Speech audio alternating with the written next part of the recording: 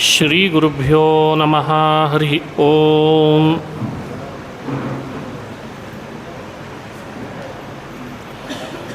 ಜನ್ಮಾದ್ಯಸ್ಯ ಯತೋನ್ಮಯಾದಿತರತಶ್ಚಾರ್ಥೇಷ್ವಭಿಜ್ಞಸ್ವರಾಟ್ ತೇನೇ ಬ್ರಹ್ಮಹೃದಾಯಾದಿಕವಯೇ ಮುಹ್ಯಂತಿ M ಸೂರಯಃ.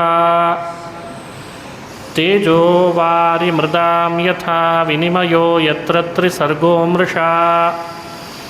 ಧಾಮ್ನಾ ಸ್ವೇನ ಸದಾ ನಿರಸ್ತಕುಹಕಂ ಸತ್ಯಂ ಪರಂ ಧೀಮಹಿ.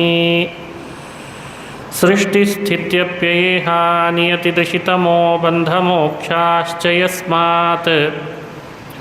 ಅಸ್ಯ ಶ್ರೀ ಬ್ರಹ್ಮರುದ್ರಪ್ರಭೃತಿಸುರನರದ್ವೀಷಶತ್ರುತ್ಮಕಸ್ಯ ವಿಷ್ಣೋರ್ವ್ಯಸ್ತಾಃ ಸಮಸ್ತಾಃ ಸಕಲಗುಣನಿಧಿಃ ಸರ್ವದೋಷವ್ಯಪೇತಃ. ಪೂರ್ಣಾನಂದೋ ವ್ಯಯೋ ಯೋ ಗುರುರಪಿ ಪರಮಃ ಚಿಂತಯೇತಂ ಮಹಾಂತಂ. ನಾರಾಯಣಂ ನಮಸ್ಕೃತ್ಯ ನರಂ ಚೈವ ನರೋತ್ತಮಂ ದೇವೀಂ ಸರಸ್ವತೀಂ ವ್ಯಾಸಂ ತತೋ ಜಯಮುದೀರಯೇತ್. ಯಂ ಪ್ರವ್ರಜಂತಮನುಪೇತಮಪೇತಕೃತ್ಯಂ ದ್ವೈಪಾಯನೋ ವಿರಹಕಾತರಾಜುಹಾವ. ಪುತ್ರೇತಿ ತನ್ಮಯತಯಾ ತರವೋಪಿ ನೇದುಃ ತಂ ಸರ್ವಭೂತಹೃದಯಂ ಮುನಿಮಾನತೋಸ್ಮಿ. ಅಭ್ರಮಂ ಭಂಗರಹಿತಂ ಅಜಡಂ ವಿಮಲಂ ಸದಾ ಆನಂದತೀರ್ಥಮತುಳಂ ಭಜೆ ತಾಪತ್ರಯಾಪಹಂ. ಮೂಕೋಪಿ ಯತ್ಪ್ರಸಾದೇನ ಮುಕುಂದಶಯನಾಯತೆ ರಾಜರಾಜಾಯತೆ ರಿಕ್ತೋ ರಾಘವೇಂದ್ರಂ ತಮಾಶ್ರಯೇ. ಆಪಾದಮೌಲಿಪರ್ಯಂತಂ ಗುರುಣಾಮಾಕೃತಿಂ ಸ್ಮರೇತ್ ತೇನ ವಿಘ್ನಾಃ ಪ್ರಣಶ್ಯಂತಿ ಸಿದ್ಧ್ಯಂತಿ ಚ ಮನೋರಥಾಃ. ಶ್ರೀ ಹರಿವಾಯು ಗುರುಗಳ ಚರಣಾರವಿಂದಗಳಲ್ಲಿ ಭಕ್ತಿಪೂರ್ವಕ ಪ್ರಣಾಮಗಳನ್ನು ಅರ್ಪಿಸಿ ಶ್ರೀಮದ್ ಭಾಗವತದ ದಶಮಸ್ಕಂಧದಲ್ಲಿ ಶ್ರೀಕೃಷ್ಣನ ಚರಿತ್ರೆಯನ್ನು ಚಿಂತನೆ ಮಾಡ್ತಾ ಬರ್ತಾ ಇದ್ದೇವೆ. ಕೃಷ್ಣ ತೃಣಾವರ್ತನ ಸಂಹಾರ ಮಾಡಿದ. ತೃಣಾವರ್ತ ಅಂದರೆ ಸುಂಟ್ರ ಗಾಳಿ ಅಂತ ಅರ್ಥ. ಸುಂಟ್ರ ಗಾಳಿಯ ವೇಷದಲ್ಲಿ ಬಂದಿದ್ದಾನೆ, ರೂಪದಲ್ಲಿ ಬಂದಿದ್ದಾನೆ. ಎಲ್ಲರ ಬಾಯಿಗೆ ಮಣ್ಣೆರಚಿದ್ದಾನೆ, ಧೂಳೆಬ್ಬಿಸಿದ್ದಾನೆ. ಕೃಷ್ಣನನ್ನು ಕೊಲ್ಲಿಕ್ಕೆ ಪ್ರಯತ್ನಪಟ್ಟ. ಕೃಷ್ಣನೇ ತೃಣಾವರ್ತನ ಸಂಹಾರ ಮಾಡಿ ಮುಗಿಸಿದ. ಈ ಚರಿತ್ರೆಯನ್ನು ತಿಳಿದ್ವಿ. ಶಕಟಾಸುರ ಸಂಹಾರ ಮಾಡಿದ. ಶಕಟಾಸುರ ಅಂದರೆ ಬಂಡಿ ರೂಪದಲ್ಲಿ ಬಂದವನು. ಅವನನ್ನು ಕೃಷ್ಣ ಕೊಂದ ಅಂತ ಕಥೆ ಕೇಳಿದ್ವಿ. ಹಾಗೆಯೇ ಕೃಷ್ಣನ ಬಾಲ್ಯಲೀಲೆಗಳಲ್ಲಿ ಅತಿಮಾನುಷವಾದ ಕೆಲವು ಚರಿತ್ರೆಗಳು ನಡೆದಿದ್ದಾವೆ. ಅವುಗಳನ್ನು ಅನುಸಂಧಾನ ಮಾಡಿರಿ ಅಂತಾರೆ. ಅತಿಮಾನುಷ ಅಂದರೆ ಮನುಷ್ಯರಿಂದ ಮಾಡಲಿಕ್ಕಾಗದೇ ಇರುವ ಕಥೆಗಳಿಗೆ ಅತಿಮಾನುಷ ಅಂತ ಕರೀತಾರೆ. ಕೃಷ್ಣ ಯಶೋದೆ ತೊಡೆ ಮೇಲೆ ಮಲಗಿದಾಗ ಸ್ತನ್ಯಪಾನ ಮಾಡಿಸಿದ್ಲ ಯಶೋದೆ. ನನ್ನ ಮಗನಿಗೆ ಹೊಟ್ಟೆ ತುಂಬಿದೆ ಅಂತ ಅಂದ್ಕೊಂಡ್ಳು.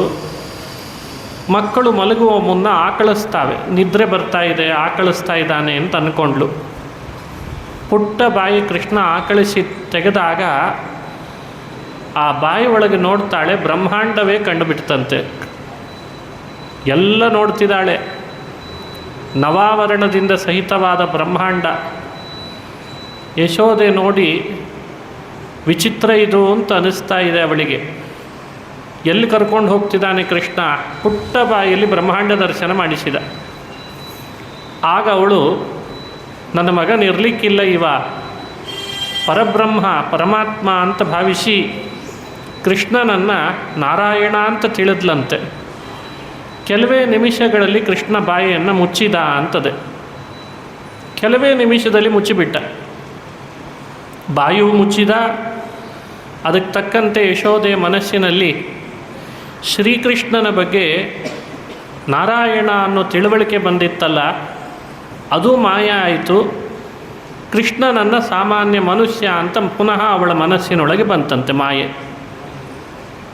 ಈ ಚರಿತ್ರೆಯನ್ನು ಭಾಗವತ ಹೇಳಿ ಇಂಥ ಅತಿಮಾನುಷವಾದ ಘಟನೆಗಳನ್ನು ಕೃಷ್ಣ ತೋರಿಸಿದ್ದಾನೆ. ಇದರಿಂದ ಅರ್ಥ ಆಗ್ತದೆ ಕೃಷ್ಣನನ್ನು ಕೇವಲ ಮನುಷ್ಯರ ಮಧ್ಯದಲ್ಲಿದ್ದ ಸಾಮಾನ್ಯ ಮನುಷ್ಯ ಅಂತ ಭಾವಿಸಬಾರ್ದು ಅಂತಾರೆ. ಇಂಥ ಎಷ್ಟೋ ಚರಿತ್ರೆಗಳು ಕೃಷ್ಣಂದು ನಡೆದದ್ದನ್ನು ಭಾಗವತ ಹೇಳ್ತದೆ.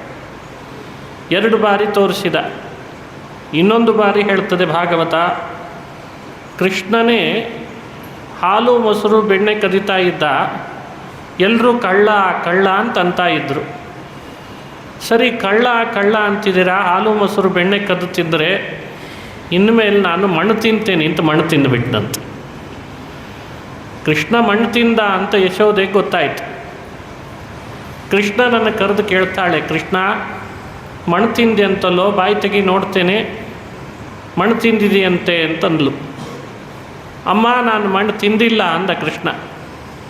ನಾಹಂ ಭಕ್ಷಿತವಾನ್ ಅಂಬಾ ನಾಹಂ ಭಕ್ಷಿತವಾನ್ ಸರ್ವೇ ಮಿಥ್ಯಾಭಿಸಂಶಿನಃ. ಮಣ್ಣು ತಿಂದಿಲ್ಲ ನಾನು, ನೋಡಬೇಕಂದ್ರೆ ಅಂತ ಪುನಃ ಬಾಯಿ ತೆಗೆದ. ಆಗ ಕೃಷ್ಣನ ಬಾಯಲ್ಲಿ ಹಿಂದೆ ನೋಡಿದಂತೆ ಮತ್ತೆ ಬ್ರಹ್ಮಾಂಡ ದರ್ಶನ ಆಯಿತು. ಒಂದು ಬಾರಿ ತೊಡೆ ಮೇಲೆ ಮಲಗಿದಾಗ ಆಕಳಿಸ್ತಾ ಕೃಷ್ಣ ವಿಶ್ವರೂಪ ತೋರಿಸಿದ. ಇನ್ನೊಂದು ಬಾರಿ ಮಣ್ಣು ತಿಂದ ನೆಪದಲ್ಲಿ ಬಾಯಿ ತೆರಿ ಅಂತಂದಾಗ ಮಣ್ಣಿನ ದರ್ಶನ ಮಾಡಿಸದೆ ಬ್ರಹ್ಮಾಂಡ ದರ್ಶನ ಮಾಡಿಸಿದ ಅಂತ ಭಾಗವತ ಹೇಳ್ತದೆ. ಇದು ಮಾನುಷನೋ ಅತಿಮಾನುಷನೋ? ಮನುಷ್ಯರಾದರೆ ಅವರ ಬಾಯಿ ತೆರಿ ಅಂತಂದಾಗ ಬ್ರಹ್ಮಾಂಡ ತೋರಿಸ್ಲಿಕ್ಕಾಗ್ತದೆಯೇ? ಹಾಗಾಗಿ ಇದು ಅತಿಮಾನುಷವಾದ ಚರಿತ್ರೆ. ಕೃಷ್ಣನ ಅನುಸಂಧಾನ ಮಾಡುವವರಿಗೆ ಪುಟ್ಟ ಬಾಯಿಯಲ್ಲಿ ವಿಶ್ವರೂಪ ತೋರಿಸಿದ ಕೃಷ್ಣ ಅನ್ನೋ ಅವನ ಮಹಿಮೆಯನ್ನು ಸದಾ ಸ್ಮರಣೆಗಿರಲಿ ಅಂತಾರೆ ಶುಕಮುನಿಗಳು. ಇದು ಅವನ ಅದ್ಭುತವಾದ ಮಹಿಮೆ. ಯಾರೂ ಕೊಂಡಾಡಲಿಕ್ಕೆ ಸಾಧ್ಯ ಇಲ್ಲ ಅವನ ಗುಣಗಳನ್ನು, ಅವನ ಮಹಿಮೆಯನ್ನು. ಅಂಥ ಮಹಿಮೆ ಕೃಷ್ಣಂದು ಅಂತ ತಿಳಿಸ್ತದೆ. ಹಾಗೆ ಕೃಷ್ಣನ ಚರಿತ್ರೆಗಳನ್ನು ಮುಂದುವರಿಸಿ ನೋಡಬೇಕು. ವಿಭಾಗ ನಿನ್ನೆ ಒಂದು ರೀತಿ ಮಾಡಿಕೊಂಡ್ವಿ, ಇವತ್ತೊಂದು ರೀತಿ ಚಿಂತನೆ ಮಾಡಬೇಕು. ಕೆಲವು ಕೃಷ್ಣನ ಚರಿತ್ರೆಗಳನ್ನು ನಮ್ಮ ಇಷ್ಟವನ್ನು ನೀಡಲಿಕ್ಕೆ ಮಾಡಿದ್ದಾನೆ ಅಂತ ಚಿಂತನೆ ಮಾಡಿದರೆ ಇಷ್ಟ ಪ್ರಾಪ್ತಿ ಆಗ್ತದೆ. ಇನ್ನು ಕೆಲವು ಕೃಷ್ಣನ ಚರಿತ್ರೆಗಳನ್ನು ಚಿಂತನೆ ಮಾಡಿದರೆ ಅನಿಷ್ಟ ನಿವೃತ್ತಿ ಆಗ್ತದೆ ಅಂತಾರೆ. ಅನಿಷ್ಟಗಳ ಪರಿಹಾರ, ಬೇಡವಾದ ಅನಿಷ್ಟಗಳು ದೂರ ಆಗಬೇಕು. ಯಾವುದು ಬೇಡವೋ ಅದೆಲ್ಲ ಅನಿಷ್ಟ, ಅದು ದೂರ ಆಗಬೇಕು. ಕೃಷ್ಣನ ಇನ್ನು ಕೆಲವು ಚರಿತ್ರೆಗಳನ್ನು ಅನುಸಂಧಾನ ಮಾಡಲಿಕ್ಕೆ ಹೇಳ್ತಾರೆ. ಶಾಸ್ತ್ರಗಳ ನಿರ್ಣಯಕ್ಕನುಗುಣ ಕೃಷ್ಣನ ಚಿಂತನೆ. ಕೆಲವು ಕಥೆಗಳೆಲ್ಲ ಇಷ್ಟಪ್ರಾಪ್ತಿ, ಕೆಲವು ಚರಿತ್ರೆಗಳೆಲ್ಲ ಅನಿಷ್ಟ ನಿವೃತ್ತಿ ಅಂತ ವಿಭಾಗ ಮಾಡ್ತಾರೆ. ಈಗ ನಿನ್ನೆ ಕೇಳಿದ ಕಥೆ ಪೂತನೆಯ ಸಂಹಾರ, ತೃಣಾವರ್ತನ ಸಂಹಾರ, ಶಕಟಾಸುರ ಸಂಹಾರ, ಈ ಕಥೆಗಳೆಲ್ಲ ನಮ್ಮ ಬದುಕಿನಲ್ಲಿ ಬರುವ ಅನಿಷ್ಟಗಳನ್ನು ದೂರ ಮಾಡುತ್ತದೆ ಅಂತ ಅರ್ಥ. ಪೂತನೆ ಗೋಕುಲಕ್ಕೆ ಅನಿಷ್ಟಕಾರಕಳಾದಳು. ಗೋಕುಲದ ಗೋವುಗಳಿಗೆ ಮಕ್ಕಳಿಗೆ ಜ್ವರ ಬರುವಂತೆ ಮಾಡ್ತಾ ಇದ್ಲು. ಅವಳು ದೊಡ್ಡ ಅನಿಷ್ಟ. ಕೃಷ್ಣ ಸಂಹರಿಸಿದ ಅಂತ ಅವಳ ಕಥೆ, ಅವಳ ಸಂಹಾರದ ಕಥೆ ಕೇಳಿದರೆ ನಮ್ಮ ಅನಿಷ್ಟಗಳು ದೂರ ಆಗ್ತಾವೆ. ಹಾಗೆ ತೃಣಾವರ್ತ, ಶಕಟ, ವ್ಯತ್ಯಾಸ ಏನು ಈ ಮೂವರಲ್ಲಿ ಅಂತ ತಿಳಿಬೇಕು. ತೃಣಾವರ್ತ, ಶಕಟ ಇಬ್ಬರಲ್ಲಿ ಇನ್ನೊಬ್ಬ ದೇವತಾ ಸ್ತ್ರೀ ದೇವತೆ ಆವೇಶ ಇರಲಿಲ್ಲ, ಪ್ರವೇಶ ಇರಲಿಲ್ಲ. ಈ ಪೂತನೆಯಲ್ಲಿ ಮಾತ್ರ ಇಬ್ಬರಿದ್ದರು ಅಂತ ಹೇಳ್ತಾರೆ. ಒಬ್ಬಳು ತಾಟಕೆ ಅನ್ನೋ ಅಸುರಿ, ಇನ್ನೊಬ್ಬಳು ದೇವಲೋಕದ ಊರ್ವಶಿ ಅನ್ನೋ ಅಪ್ಸರೆ. ಶರೀರ ಒಂದೇ, ಒಳಗಿರುವ ಜೀವರು ಮಾತ್ರ ಎರಡು. ಕೃಷ್ಣ ಒಬ್ಬಳನ್ನು ಸ್ವರ್ಗಕ್ಕೆ ಕಳಿಸಿದ, ಮತ್ತೊಬ್ಬಳನ್ನು ನರಕಕ್ಕೆ ಕಳಿಸಿದ ಅಂತ ಈ ಸ್ಪಷ್ಟೀಕರಣವನ್ನು ಚಿಂತನೆ ಮಾಡಲೇಬೇಕು. ಲಾಭ ಏನು? ಭಗವಂತನ ಗುಣಚಿಂತನೆ ಲಾಭ. ನಿನ್ನೆ ತಿಳಿಸಿದೆ ಅದನ್ನು. ಇವತ್ತು ತಪ್ಪಿತಸ್ಥರಿಗೆ ಶಿಕ್ಷೆ ಕೊಡುವಾಗ ನ್ಯಾಯಾಲಯದಲ್ಲಿ ಅವನೇನು ಮಾಡಿದ್ದಾನೆ ಅದಕ್ಕೇನು ಆಧಾರ ಇದೆ ಅದನ್ನು ನೋಡಿ ಶಿಕ್ಷೆ ಕೊಟ್ಬಿಡ್ತಾರೆ ಅಷ್ಟೆ. ಆದರೆ ಒಳಗಿರುವ ಜೀವ ಒಳ್ಳೆಯವನೋ ಕೆಟ್ಟವನೋ ಅಂತ ಅವನ ಸ್ವಭಾವದ ಬಗ್ಗೆ ಯೋಚನೆ ನ್ಯಾಯಾಲಯಗಳು ಮಾಡಲ್ಲ. ಅವಕ್ಕೆ ಮೇಲ್ನೋಟದ ದೃಷ್ಟಿ ಅಷ್ಟೇ ಇದೆ. ಕೃಷ್ಣ ಹಾಗಲ್ಲ, ಜಗದೀಶ್ವರ, ಜಗದೊಡೆಯ. ಅವನಿಗೆ ಒಳಗಿರೋ ಜೀವನ ಸ್ವಭಾವ ಏನು ಅಂತ ಗೊತ್ತಿದೆ. ಅವನ ಸ್ವಭಾವವನ್ನು ತಿಳಿದು ಅದಕ್ಕೆ ತಕ್ಕ ಶಿಕ್ಷೆಯನ್ನು ವಿಧಿಸ್ತಾನೆ.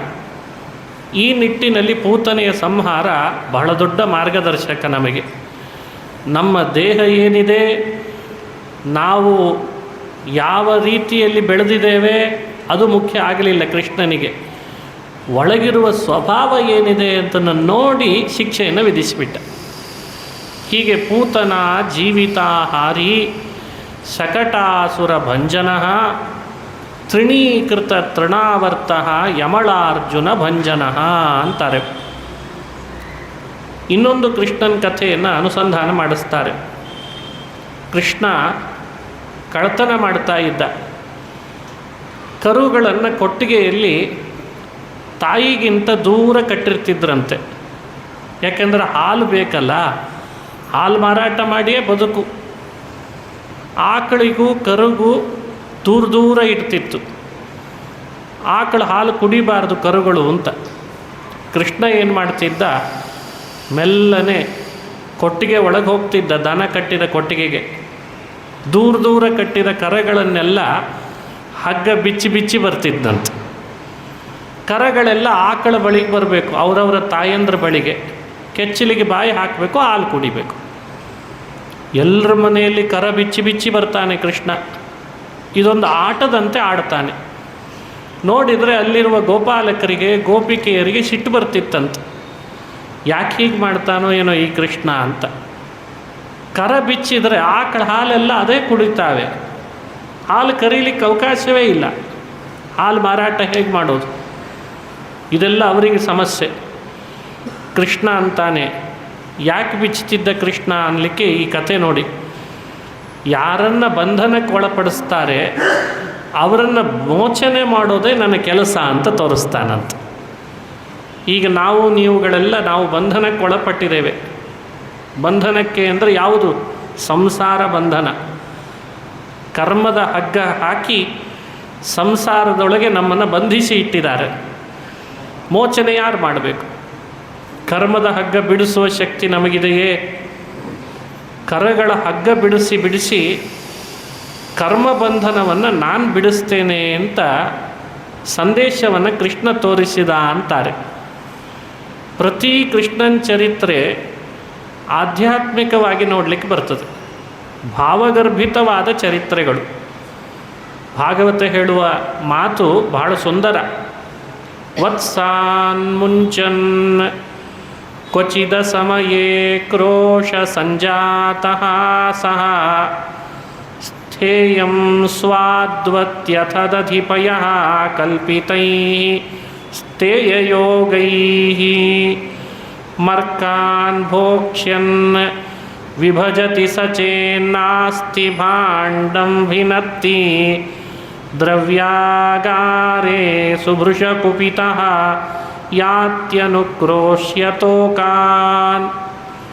ಇದು ಕೃಷ್ಣನ ಬಾಲ್ಯಲೀಲೆಗಳನ್ನು ಸಂಗ್ರಹಿಸಿರುವಂಥ ಒಂದು ಶ್ಲೋಕ. ಏನೇನು ಹೇಳಿದ್ದಾರೆ, ಬಾಲ್ಯಲೀಲೆ ಹೇಗಿತ್ತು ಕೃಷ್ಣಂದು? ನಿಮ್ಮ ಮನೆಗಳಲ್ಲಿ ಪುಟ್ಟ ಮಗು ಹುಟ್ಟಿದಾಗ ಅದ್ರ ಓಡಾಡ್ತಾ ಇದ್ದರೆ, ಆಟ ಆಡ್ತಾ ಇದ್ದರೆ ಮನೆಯಲ್ಲಿ ಎಷ್ಟು ಚೆನ್ನಾಗಿ ಕಾಣಿಸ್ತಿರ್ತದೆ. ಮೈಮರೆತು ನೋಡ್ತಿರ್ತೀವಿ, ಹೇಗೆ ಆಟ ಆಡ್ತಾ ಇದೆಯಲ್ಲ ನನ್ನ ಮಗು ಅಂತ.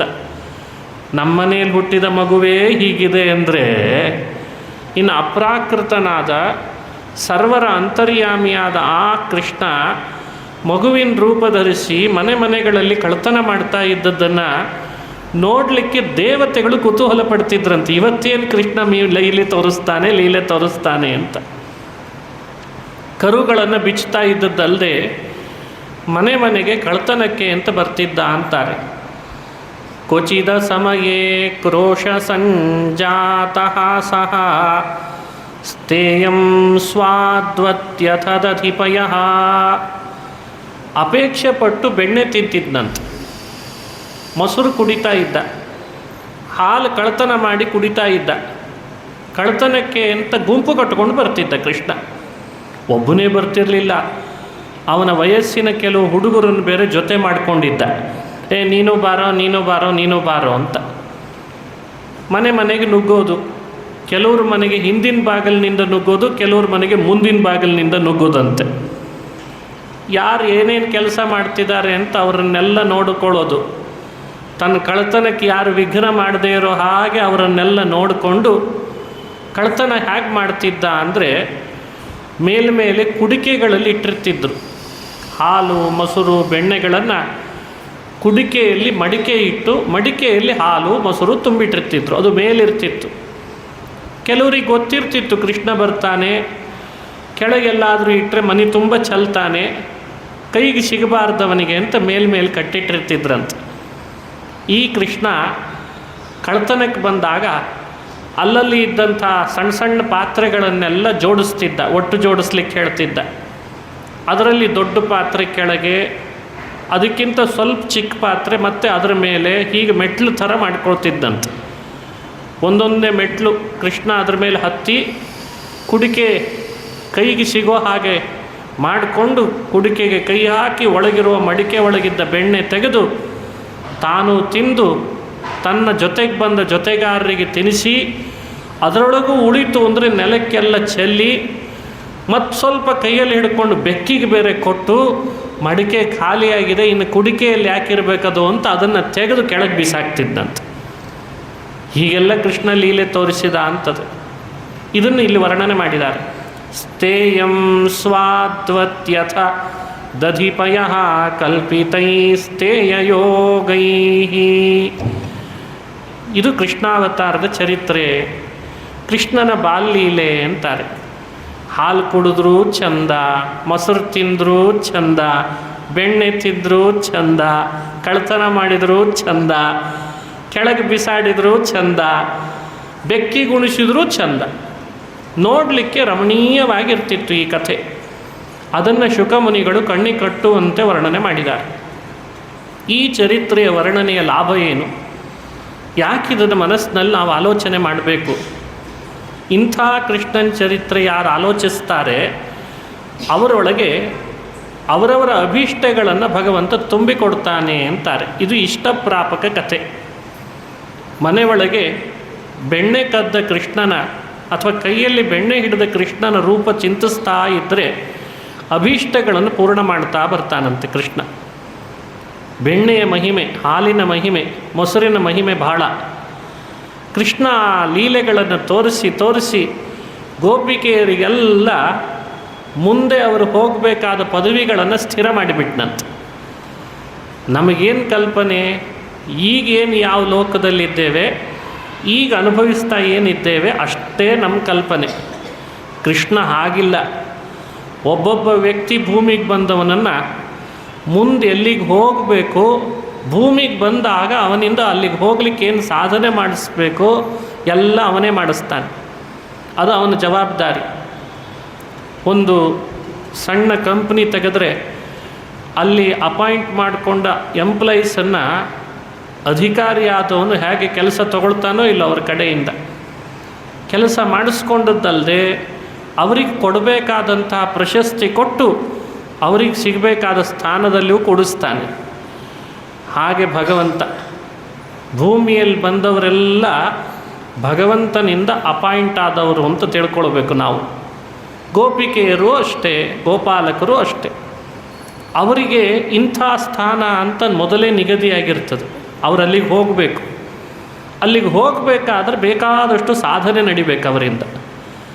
ಆ ಸಾಧನೆ ನಡೆದಿದ್ದರೆ ಈಗ ಎಕ್ಸ್ಪೀರಿಯನ್ಸ್ ಇಲ್ಲ, ಅದಕ್ಕೆ ತಕ್ಕಂತೆ ಆ ಕೆಲಸದ ಬಗ್ಗೆ ವಿವರಣೆ ಅವರಿಗೆ ಗೊತ್ತಿಲ್ಲ. ಆದರೂ ಆ ಸ್ಥಾನದಲ್ಲಿ ಕೂಡಿಸಿದವನಿಗೆ ಎಲ್ಲರೂ ಬೈಲಿಕ್ಕೆ ಶುರು ಮಾಡ್ತಾರೆ. ಏನು ದಡ್ಡಿದ್ದಾನೆ ಇವನು, ಏನು ಎಕ್ಸ್ಪೀರಿಯನ್ಸ್ ಇಲ್ಲದೆ ಇರೋನನ್ನು ತಂದು ದೊಡ್ಡ ಪದವಿಯಲ್ಲಿ ಕೂಡಿಸಿಬಿಟ್ನಲ್ಲ ಅಂತ ಎಲ್ಲರೂ ಬೈತಾರೋ ಇಲ್ಲ, ಕೂಡಿಸಿದವರನ್ನು ಬೈತಾರೆ. ಆಗ ಕೂಡಿಸಿದವನ ವೈಷಮ್ಯವನ್ನು ದೂರುವ ಹಾಗೆ ಆಗ್ತದೆ. ಕೃಷ್ಣನ ಸಿಸ್ಟಮ್ ರನ್ ಮಾಡುವ ಪದ್ಧತಿ ಅದಲ್ಲ. ಕೃಷ್ಣ ಸುಶಿಕ್ಷಿತವಾಗಿ ವ್ಯವಸ್ಥೆ ಮಾಡ್ತಾನೆ. ಅದಕ್ಕೆ ಗೋಪಿಕಾ ಸ್ತ್ರೀಯರೆಲ್ಲ ಯಾವ್ಯಾವ ಸ್ಥಾನಕ್ಕೆ ಹೋಗಬೇಕು, ಅದಕ್ಕೆ ಪೂರಕವಾಗಿ ಅವರಿಂದ ಸಾಧನೆ ಹೇಗೆ ನಡಿಬೇಕು, ಅದಕ್ಕೆ ಎಷ್ಟು ಪುಣ್ಯ ಅವರಲ್ಲಿ ತುಂಬಿರಬೇಕೋ ಅದನ್ನೆಲ್ಲ ತನ್ನ ಬಾಲ್ಯಲೀಲೆಗಳಿಂದ ಮಾಡಿಸಿದ ಅಂತ ಕಥೆ ವಿವರಣೆ ಹಾಕ್ಕೊಡ್ತಾರೆ. ಯಾವ ಗೋಪಿಕೆ ಕೃಷ್ಣನ ಕಳ್ತನವನ್ನು ಆದರದಿಂದ ಅವಳು ಸ್ವಾಗತ ಮಾಡಿದ್ಲೋ ಅವಳಿಗೆಲ್ಲ ಕೃಷ್ಣ ಅವಳ ಹೃದಯದೊಳಗೆ ಅತಿ ಹೆಚ್ಚು ಪುಣ್ಯವನ್ನು ತುಂಬುತ್ತಾ ಬಂದ ಅಂತಾರೆ. ಇದೇ ಕೃಷ್ಣನ ಕಥೆಯ ರಹಸ್ಯ. ಬಹಳ ಗೋಪಿಕೆಯರು ಕೃಷ್ಣನನ್ನು ಆದರದಿಂದ ಕಳ್ತನ ಮಾಡಲಿಕ್ಕೆ ಅವಕಾಶ ಮಾಡಿದ್ರಂತೆ.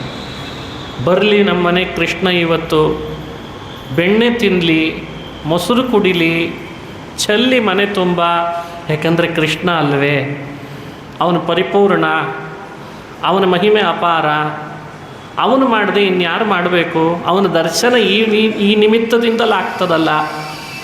ಬ್ರಹ್ಮಾದಿ ದೇವತೆಗಳು ಯಾರ ಪಾದವನ್ನು ಸೇವನೆ ಮಾಡ್ತಾರೋ ಅವನು ನಮ್ಮನೆ ಒಳಗೆ ಬಾಲಲೀಲೆಗಳನ್ನು ತೋರಿಸಿ ಮನೆ ತುಂಬ ಓಡಾಡ್ತಾನೆ ಅಂದರೆ ಅಷ್ಟು ದರ್ಶನದ ಭಾಗ್ಯ ನಮಗೆ ಸಿಗ್ತಾ ಇದೆ ಅಂದರೆ ಇದಕ್ಕಿಂತ ಏನು ಬೇಕು ಅಂತ ಆದರ ಮಾಡಿದ್ರಂತೆ.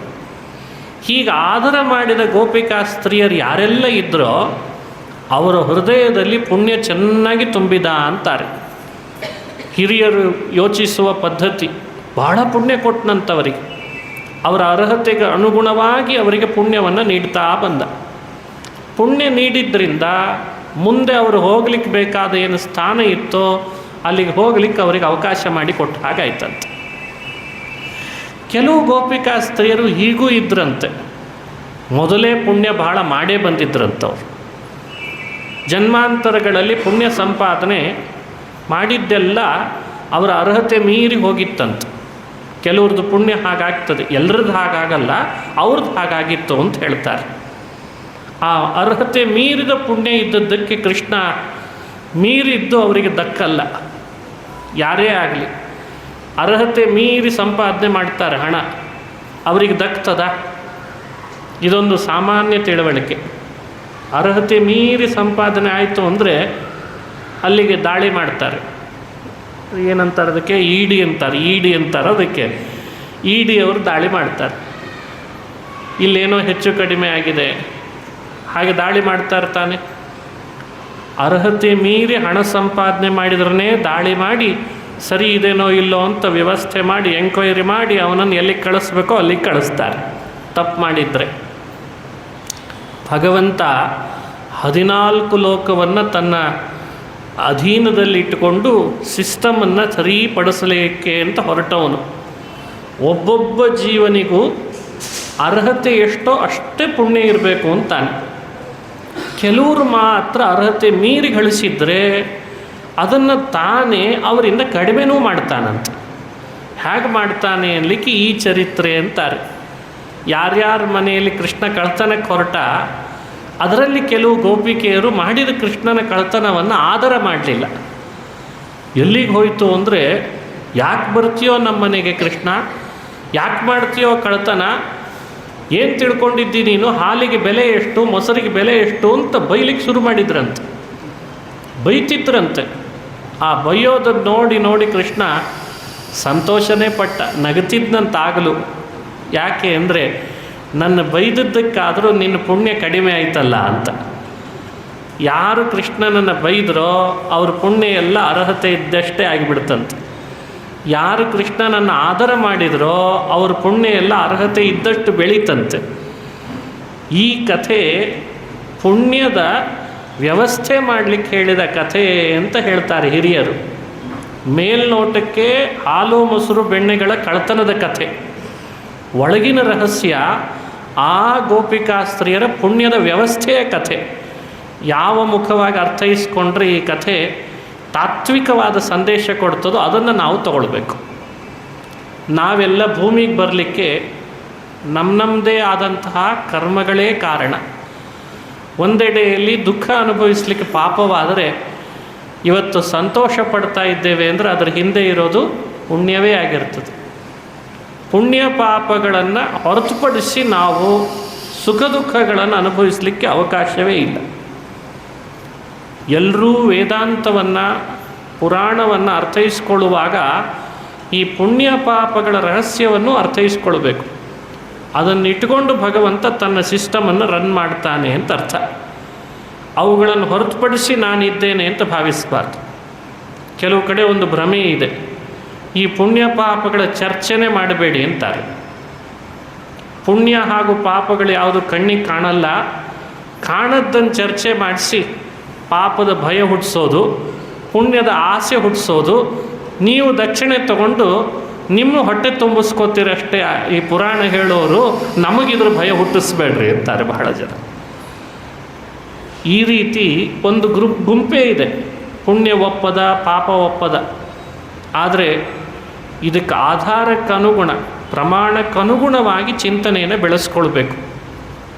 ಲೋಕದೊಳಗೆ ಪುಣ್ಯ ಹಾಗೂ ಪಾಪಗಳನ್ನು ಇಲ್ಲ ಅಂತ ಪೂರ ಅಲ್ಲುಗಳಿದ್ರೆ, ಕಣ್ಣಿಗೆ ಕಾಣಲ್ಲ ಅನ್ನೋ ಕಾರಣ ಒಡ್ಡಿ ಅಲ್ಲುಗಳಿದ್ರೆ ಇಷ್ಟು ವ್ಯವಸ್ಥಿತವಾದ ಈ ಸಿಸ್ಟಮನ್ನು ರನ್ ಮಾಡಲಿಕ್ಕೆ ಅವಕಾಶವೇ ಇಲ್ಲ ಅಂತಾರೆ. ಕೆಲವರು ಒಪ್ಪಲ್ಲ, ಪುಣ್ಯ ಒಪ್ಪಲ್ಲ, ಪಾಪ ಒಪ್ಪಲ್ಲ. ಆದರೆ ನಡೀತಾ ಇರುವ ಘಟನೆಯನ್ನು ಸ್ವಲ್ಪ ಸೂಕ್ಷ್ಮ ದೃಷ್ಟಿಯಿಂದ ನೋಡಿದಾಗ ನಮಗೆ ಕಾಣ್ತಿರೋ ಕಾರಣಗಳಿಗಿಂತ ವಿಭಿನ್ನವಾದ ಒಂದು ಕಾರಣ ಇದೆ ಅನ್ನೋದು ಗೊತ್ತಾಗ್ತದೆ. ಆ ಕಾರಣ ಇಲ್ಲದೆ ಅದನ್ನು ರನ್ ಮಾಡಲಿಕ್ಕೆ ಸಾಧ್ಯ ಇಲ್ಲ. ಯೋಚಿಸಬೇಕಾದ ಅಪೂರ್ವ ಸಂಗತಿಗಳನ್ನು ನೀವೇ ಯುಕ್ತಿಯಿಂದ ಅನುಸಂಧಾನಕ್ಕೆ ತರಬಹುದು. ಎಲ್ಲರೂ ಮನೆಯಲ್ಲಿ ಊಟ ಮಾಡ್ತಾ ಇರೋ ಅನ್ನ ಒಂದೇ ಇದೆ, ಅಕ್ಕಿ ಅನ್ನ ಒಂದೇ ಇದೆ. ಆದರೆ ಊಟ ಮಾಡುವ ವ್ಯಕ್ತಿಗಳಲ್ಲಾಗುವ ಪರಿಣಾಮದ ಹಿಂದೆ ಏನೋ ಒಂದು ಬೇರೆ ಕಾರಣ ಇರಬೇಕಲ್ಲ. ಒಬ್ಬನಿಗೆ ತೃಪ್ತಿ ಇದೆ, ಒಬ್ಬನಿಗೆ ಅತೃಪ್ತಿ ಇದೆ, ಒಬ್ಬನಿಗೆ ಜೀರ್ಣ ಆಗ್ತಿದೆ, ಒಬ್ಬನಿಗೆ ಅಜೀರ್ಣ ಆಗ್ತಿದೆ. ಎಲ್ರಿಗೂ ಒಂದೇ ಥರ ಇರಬೇಕಲ್ಲ. ಇದು ಒಂದು ಸುಮ್ಮನೆ ಯುಕ್ತಿ ನಾನು ಹೇಳಿದ್ದು. ಒಂದೇ ನೀರು ಮನೆಯಲ್ಲಿರೋ 4-6 ಸದಸ್ಯರು ಕುಡಿದ್ರೂ ಎಲ್ರಿಗೆ ವಿಭಿನ್ನ ವಿಭಿನ್ನ ಪರಿಣಾಮ. ಏನು ಕಾರಣ? ಎಲ್ಲರೂ ಆರೋ ವಾಟ್ರೇ ತಾನೇ ಕುಡ್ದಿರ್ತಾರೆ ಅಂತ ಇವತ್ತಿನ ಭಾಷೆಯಲ್ಲಿ ಹೇಳಿದೆ ಅಷ್ಟೇ. ಆರೋ ಅಂತಾರೆ, ಅದಕ್ಕೇನೋ ಅಂತಾರೆ, ಅದಕ್ಕೆ ಒಟ್ಟು ಅಂತೂ ಫಿಲ್ಟರ್ ಮಾಡಿ ಎಲ್ಲರೂ ವಾಟ್ರ್ ಕುಡಿತಾರೆ. ಆದರೆ ಪರಿಣಾಮ ವ್ಯತ್ಯಾಸ. ಏನು ಕಾರಣ? ಯೋಚಿಸ್ತಾ ಬಂದಂಗೆ ಹಿಂದೆ ಇರುವಂತಹ ಪುಣ್ಯ ಪಾಪಗಳ ವಿಚಿತ್ರವಾದಂತಹ ಆಡಳಿತ ಇದೆ ಅನ್ನೋದು ಅನುಸಂಧಾನಕ್ಕೆ ಬಂದೇ ಬರ್ತದೆ. ಅದನ್ನು ಮೀರಿ ಮನುಷ್ಯ ಮಾತುಗಳನ್ನು ಆಡಬಾರ್ದು.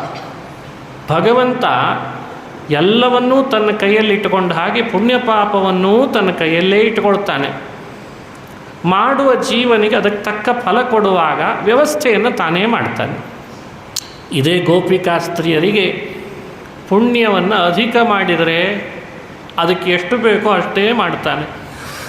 ಕಡಿಮೆ ಪುಣ್ಯ ಮಾಡಿದರೆ ಅರ್ಹತೆಗಿಂತ ಅರ್ಹತೆ ಇದ್ದಷ್ಟು ಪುಣ್ಯ ಕೊಡ್ತಾನೆ. ಅದಕ್ಕೆ ತಾನೇ ಉಪಕರಣಗಳನ್ನು ಒದಗಿಸ್ತಾನೆ. ಅರೆ ಇವಳು ಕಡಿಮೆ ಪುಣ್ಯ ಮಾಡಿದಾಳೆ ಅಂತ ಆಗಬಾರ್ದು, ಇವಳ ಮನೆಯಲ್ಲಿ ಬೆಣ್ಣೆ ಕದಿತೇನೆ, ಹಾಲು ಕದಿತೇನೆ, ನೋಡಿ ಸಂತೋಷ ಪಡ್ತಾಳೆ, ಬೆಣ್ಣೆ ಕೊಟ್ಲು ಪುಣ್ಯ ಹಾಲು ಕೊಟ್ಲು ಅನ್ನೋ ಕಾರಣಕ್ಕೆ ಪುಣ್ಯ ಅದಕ್ಕೆ ಸರಿ ಸಮಾನ ಮಾಡ್ತೇನೆ ಅಂತಂದಂತ. ಎಲ್ಲಾದರೂ ಇದೇನಾ ಸಮಾಜದಲ್ಲಿ?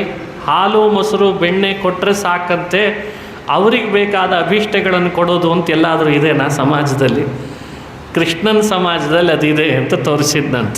ನೀನು ಹಾಲು ಕೊಡು, ಬೆಣ್ಣೆ ಕೊಡು, ಸಾಕು, ನಿನಗೆ ನೀನು ಹೋಗ್ಲಿಕ್ಕೆ ಬೇಕಾದಂತಹ ಪುಣ್ಯವನ್ನು ಕೊಡ್ತೇನೆ ಅಂತಂದಂತ. ಇದು ಕೃಷ್ಣನ ಕಥೆ. ಮರ್ಕ್ಯಾನ್ ಭೋಕ್ಷ್ಯನ್ ವಿಭಜತಿ ಸಚೇನ್ನಾಸ್ತಿ ಭಾಂಡಂ ಭಿನತ್ತಿ.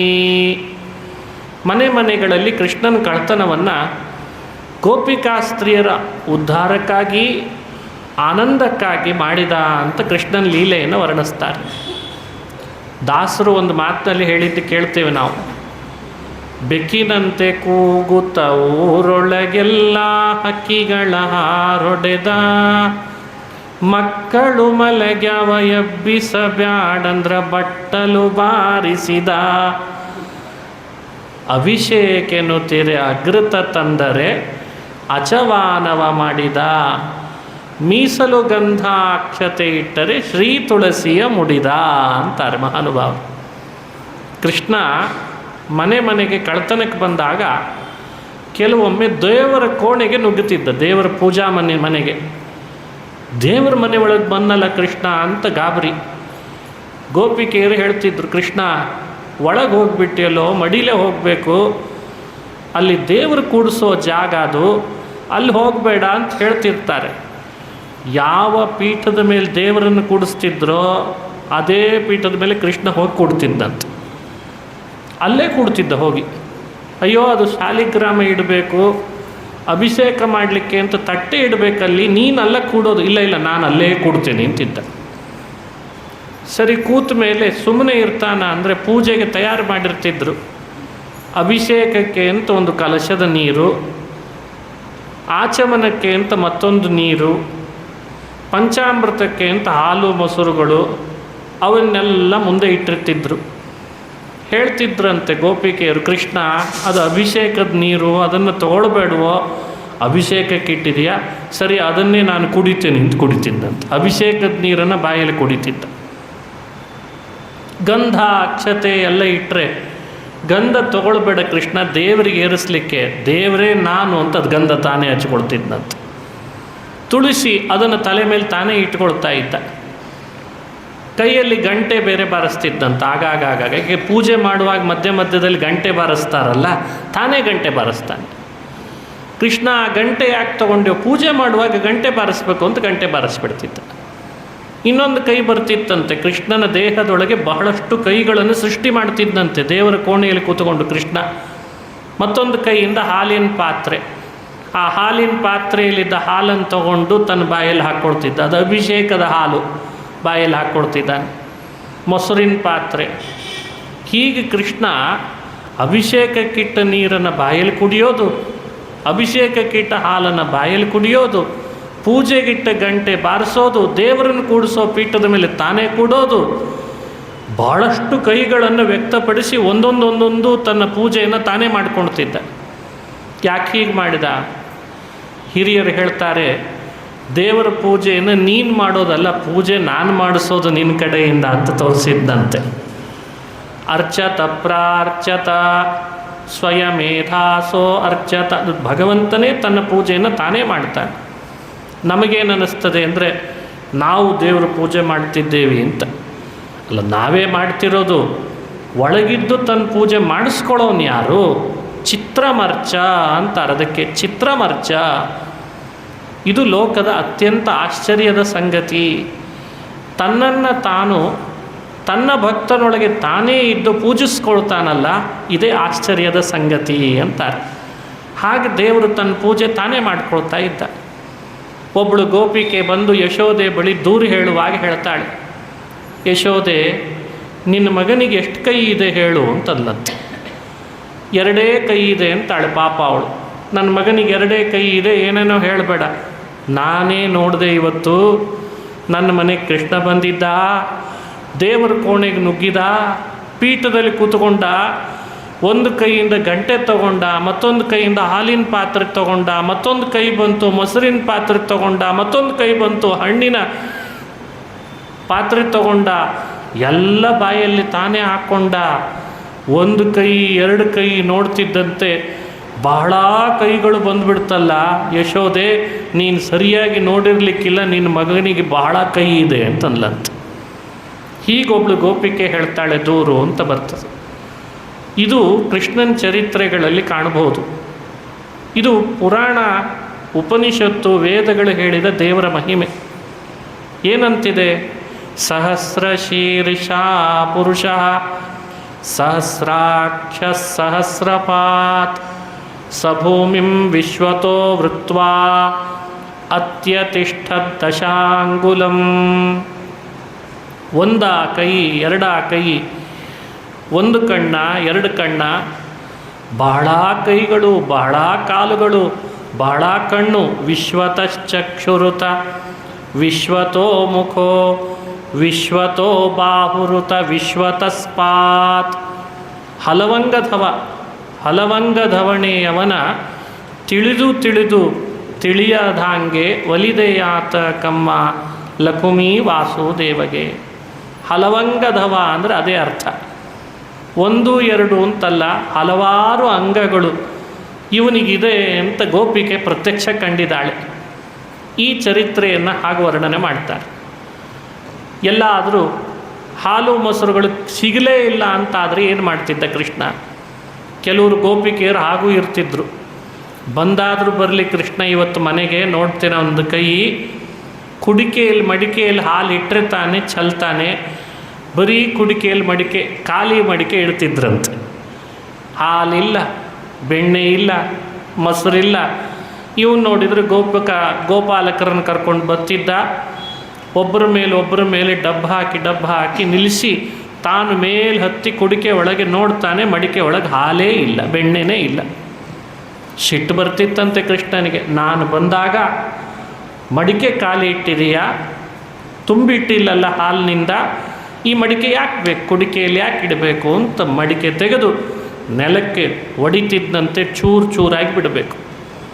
ಅದಕ್ಕೆ ಸಿಟ್ಟು ಬರ್ತಿತ್ತು ಗೋಪಿಕಾ ಸ್ತ್ರೀಯರಿಗೆ. ಮನೆಗೆ ಬಂದು ಹಾಲಿಲ್ಲ ಮೊಸರಿಲ್ಲ ಅಂದರೆ ಮಡಿಕೆ ಒಡೆದು ಹೋಗ್ತೀಯ ಕೃಷ್ಣ, ನೋಡಿ ನಿನಗೆ ಇವತ್ತೇನು ಮಾಡ್ತೀನಿ ಅಂತ ಹಿಡಿಲಿಕ್ಕೆ ಬರಬೇಕು. ಮನೆಗಳಲ್ಲಿ ಹಿಂದೆಲ್ಲ ಮಕ್ಕಳು ಮಲಗಿಸೋ ಕೋಣೆ ಅಂತ ಇರ್ತಿತ್ತು. ಅಲ್ಲಿ ಮಕ್ಕಳನ್ನು ಮಲಗಿಸಿರ್ತಿದ್ರು. ಯಾವ ಶಬ್ದ ಆಗಬಾರ್ದು ಮಕ್ಕಳು ಮಲಗಿದಾಗ. ಮಕ್ಕಳು ಬೆಳೆಯೋದೇ ಮಲಗಿದಾಗ ಅಂತ. ಹೆಚ್ಚೆಚ್ಚು ಮಲಗಿಸಿದರೆ ಹೆಚ್ಚೆಚ್ಚು ಬೆಳೀತಾವಂತೆ ಮಕ್ಕಳು. ಆದರೆ ಮಲಗೋದೇ ಕಷ್ಟ, ಭಾಳ ಕಷ್ಟ ಮಕ್ಕಳು ಮಲಗೋದು. ಹಾಡು ಹೇಳಿ ಹೊಟ್ಟೆ ತುಂಬ ಹಾಲು ಕುಡಿಸಿ ತಟ್ಟಿ ಬೆನ್ತಟ್ಟಿ ತಲೆ ತಟ್ಟಿ ಮಲಗಿಸ್ತಿದ್ರು ಕಷ್ಟಪಟ್ಟು. ಮಕ್ಕಳು ಕೋಣೆಯಲ್ಲಿ ಮಲಗಿರ್ತಿದ್ವು. ಕೃಷ್ಣ ನನಗೆ ಹಾಲಿಲ್ಲ ಮೊಸರಿಲ್ಲ ಅಂತ ಮಾಡಿದೆಯಾ ಇವತ್ತು? ಮಕ್ಕಳ ಕೋಣೆಗೆ ಹೋಗ್ತಿದ್ದ ಕೃಷ್ಣ.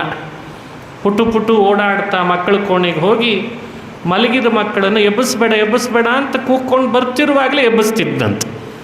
ಹೇಗೆ ಎಬ್ಬಿಸ್ತಿದ್ದ ಕೃಷ್ಣ ಅಂದರೆ ತೊಟ್ಲು ತೂಗ್ತಿರಲಿಲ್ಲ. ಮಕ್ಕಳನ್ನು ಎಬ್ಬಿಸ್ಬೇಕು ಅಂದರೆ ಅವುಗಳನ್ನು ಅಳಗಾಡಿಸ್ತಿರಲಿಲ್ಲ. ಕೈಯಲ್ಲಿ ಒಂದು ಬಟ್ಲೆ ಇಟ್ಕೊಂಡು ಹೋಗಿರ್ತಿದ್ದ. ತೊಟ್ಲು ಕೆಳಗಡೆ ಜೋರಾಗಿ ಶಬ್ದ ಮಾಡಿಬಿಡ್ತಿದ್ದ ಬಡದು.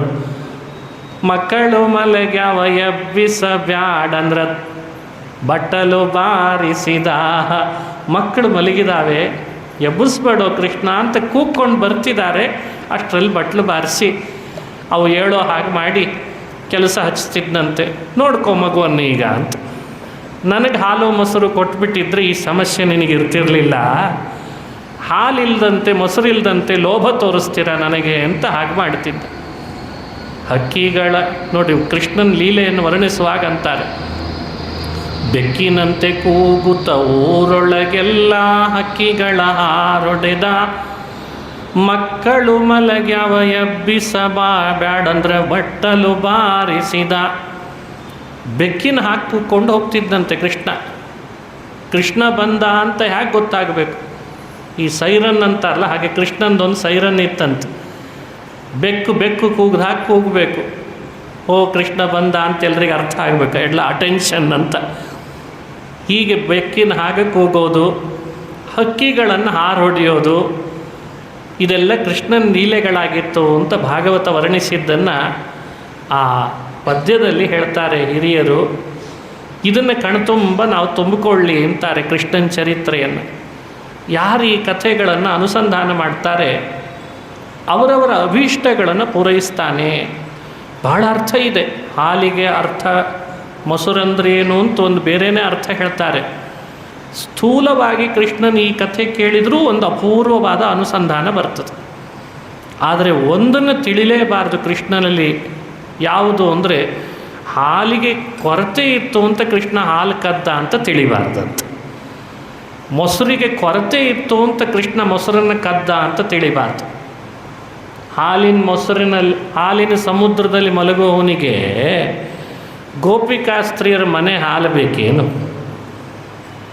ಪಾಲಗಡಲೋಳು ಪವಡಿಸಿದವನೇ ಆಲದೆಲೆಯ ಮೇಲೆ ಮಲಗಿದ ಶಿಶುವೆ, ಶ್ರೀಲತಾಂಗಿಯರ ಚಿತ್ತದೊಲ್ಲಭನೆ ಬಾಲೆ ನಿನ್ನನ್ನು. ಎಷ್ಟು ಚೆನ್ನಾಗಿ ವರ್ಣನೆ ಮಾಡ್ತಾರೆ ದಾಸರಾಯರು.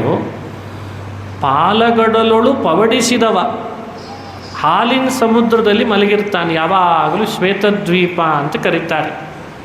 ಗೋಪಿಕೆಯರ ಮನೆಯಲ್ಲಿ ಬಂದಾಗ ನನಗೆ ಹಾಲು ಬೇಕು ಅಂತ ಆಸೆ ಪಟ್ಟ.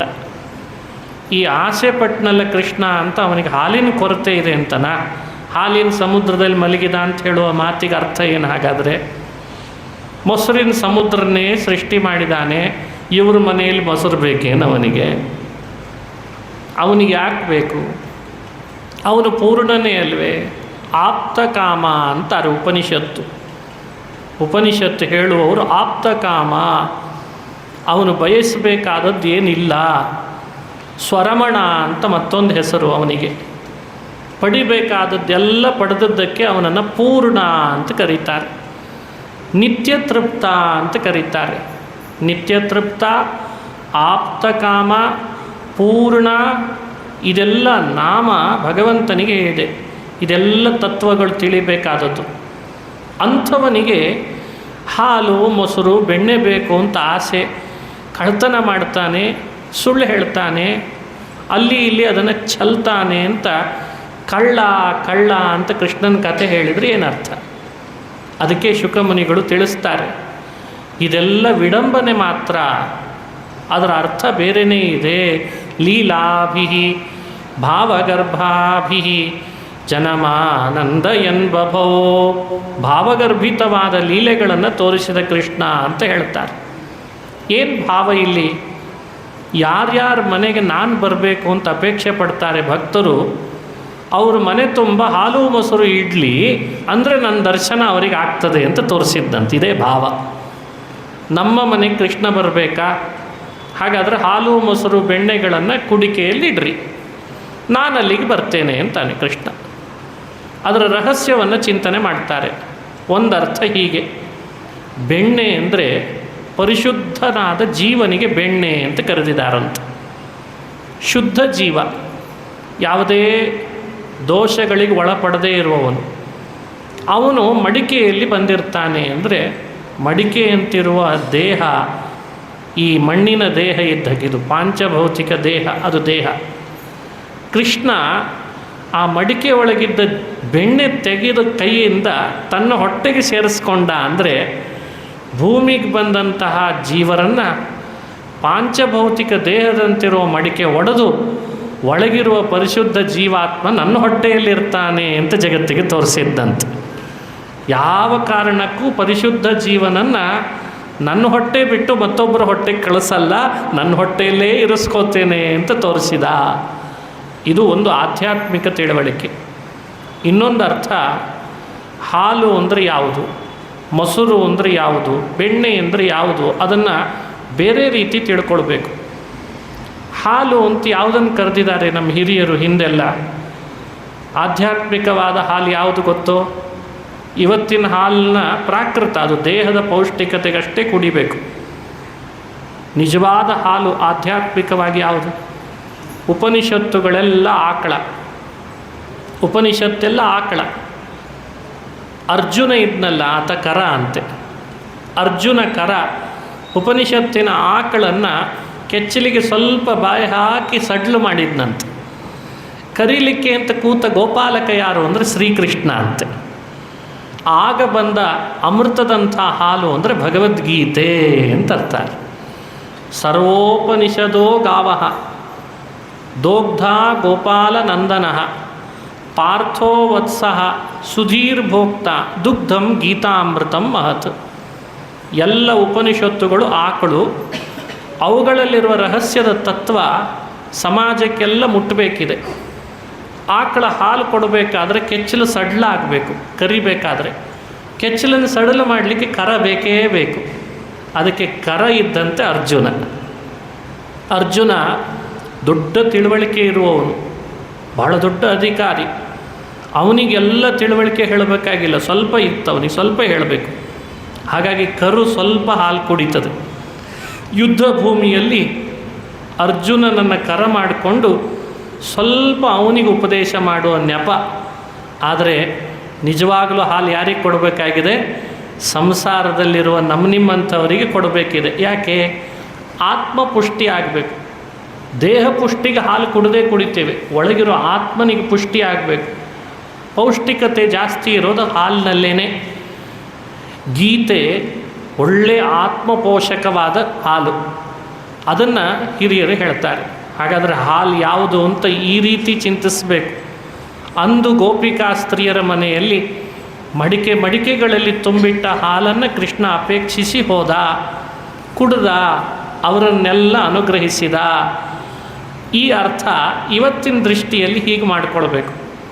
ನಮ್ಮ ಮನೆಗಳಲ್ಲಿ ಕೃಷ್ಣ ಬಂದು ಹಾಲು ಕುಡಿದು ಅನುಗ್ರಹಿಸಬೇಕಾದ್ರೆ ಮಡಿಕೆಯಂತಿರುವ ನಮ್ಮ ಬುದ್ಧಿ, ಈ ಮಡಿಕೆ ನೋಡ್ರಿ, ನಮ್ಮ ತಲೆನೂ ಮಡಿಕೆ ಇದ್ದಾಗೆ ಇದೆ. ಒಳಗಡೆಯಲ್ಲಿ ಭಗವದ್ಗೀತೆಯ ಹಾಲನ್ನು ಚೆನ್ನಾಗಿ ತುಂಬಿ ಇಡಬೇಕಂತೆ.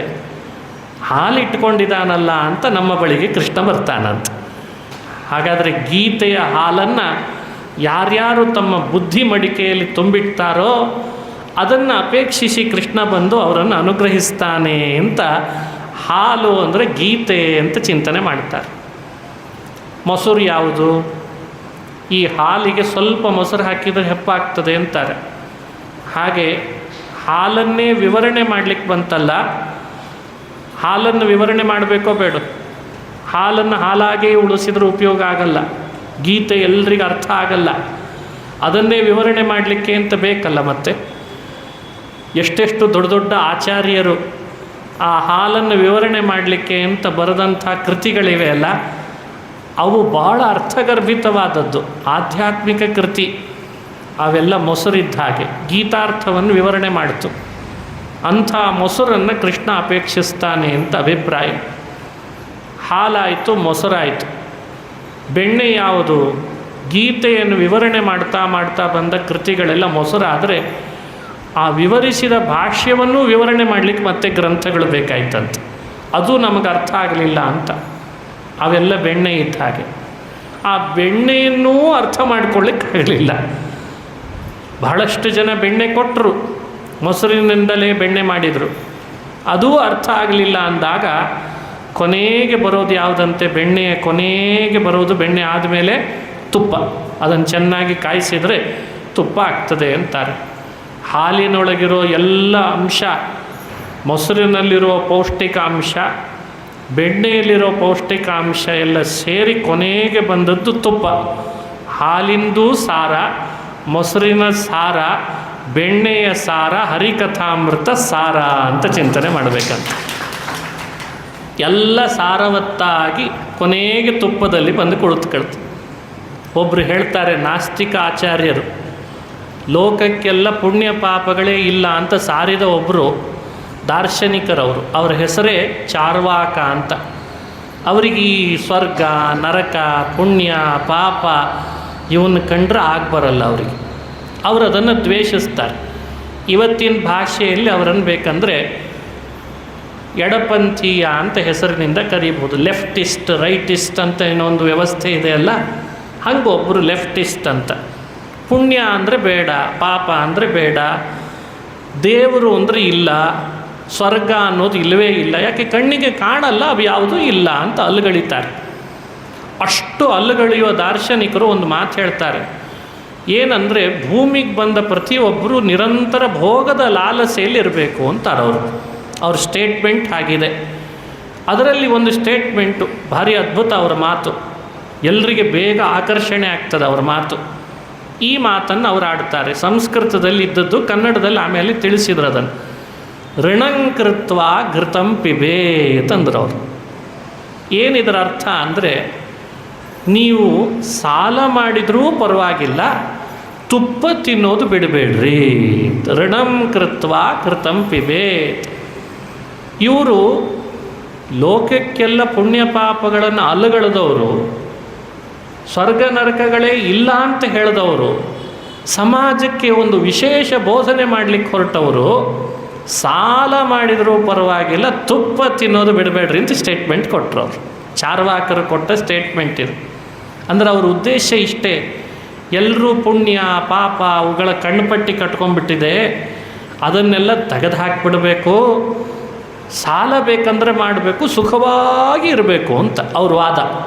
ಹಾಗಿದೆ ಅವ್ರ ವಾದ. ಅಂಥವರಿಗೆ ತುಪ್ಪವನ್ನು ತಿನ್ನೋದು ಬಿಡಬೇಡ್ರಿ ಅಂತ ಹೇಳಬೇಕಾಗಿದೆ, ಭೋಗದ ಲಾಲಸೆಯನ್ನು ಬಿಡಬೇಡ್ರಿ ಅಂತ ಹೇಳಬೇಕಾಗಿದೆ. ಇಂಥ ಸ್ಟೇಟ್ಮೆಂಟ್ ಕೊಟ್ಟಿದ್ದಾರೆ. ವಿಚಿತ್ರ ನೋಡಿ, ಅಂದರೆ ಅವರಿಗೆ ತುಪ್ಪದ ಬಗ್ಗೆ ಎಷ್ಟು ಮಹತ್ವ ಅವ್ರಿಗೆ ಗೊತ್ತಿದೆ ಅಂತ ಅರ್ಥ ಆಯ್ತು ಇದರಿಂದ. ಒಂದು ಆಶ್ಚರ್ಯ ಅಂದರೆ ತುಪ್ಪ ತಿನ್ನೋದ್ರಿಂದ ದೇಹದಲ್ಲಿ ಪೌಷ್ಟಿಕತೆ ಬರ್ತದಲ್ಲ, ಅದು ಕಣ್ಣಿಗೆ ಕಾಣುವಂಥದ್ದಲ್ಲ. ತುಪ್ಪದಲ್ಲಿ ಇಂಥ ಒಂದು ಅತೀಂದ್ರಿಯ ಶಕ್ತಿ ಇದೆ ಅಂತ ಅವರು ಒಪ್ಕೊಂಡ್ರು. ಅದೇ ಆಶ್ಚರ್ಯ. ಜಗತ್ತಿನಲ್ಲಿ ಯಾವುದೂ ಅತೀಂದ್ರಿಯ ಇಲ್ಲ ಅಂತ ಹೇಳೋರಿಗೂ ತುಪ್ಪದಲ್ಲಿ ಒಂದು ಶಕ್ತಿ ಇದೆ ಅಂತ ಒಪ್ಕೊಂಡ್ರು.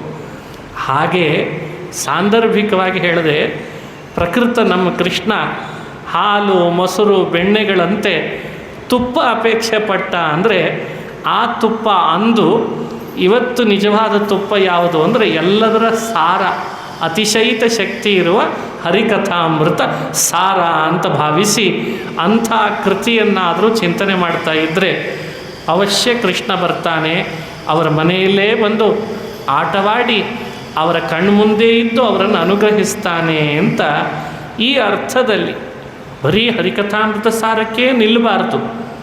ಹಾಲು ಮೊಸರನ್ನು ವಿವಿಧವಾದ ರೀತಿಯಲ್ಲಿ ಚಿಂತನೆ ಮಾಡಬೇಕು. ವೇದವ್ಯಾಸರು, ನಮ್ಮ ಹಿರಿಯರೆಲ್ಲ ವ್ಯಾಸರನ್ನು ಕಂಡದ್ದು ಕಾಮಧೇನು ಅಂತ. ವೇದವ್ಯಾಸರೇ ಕಾಮಧೇನು.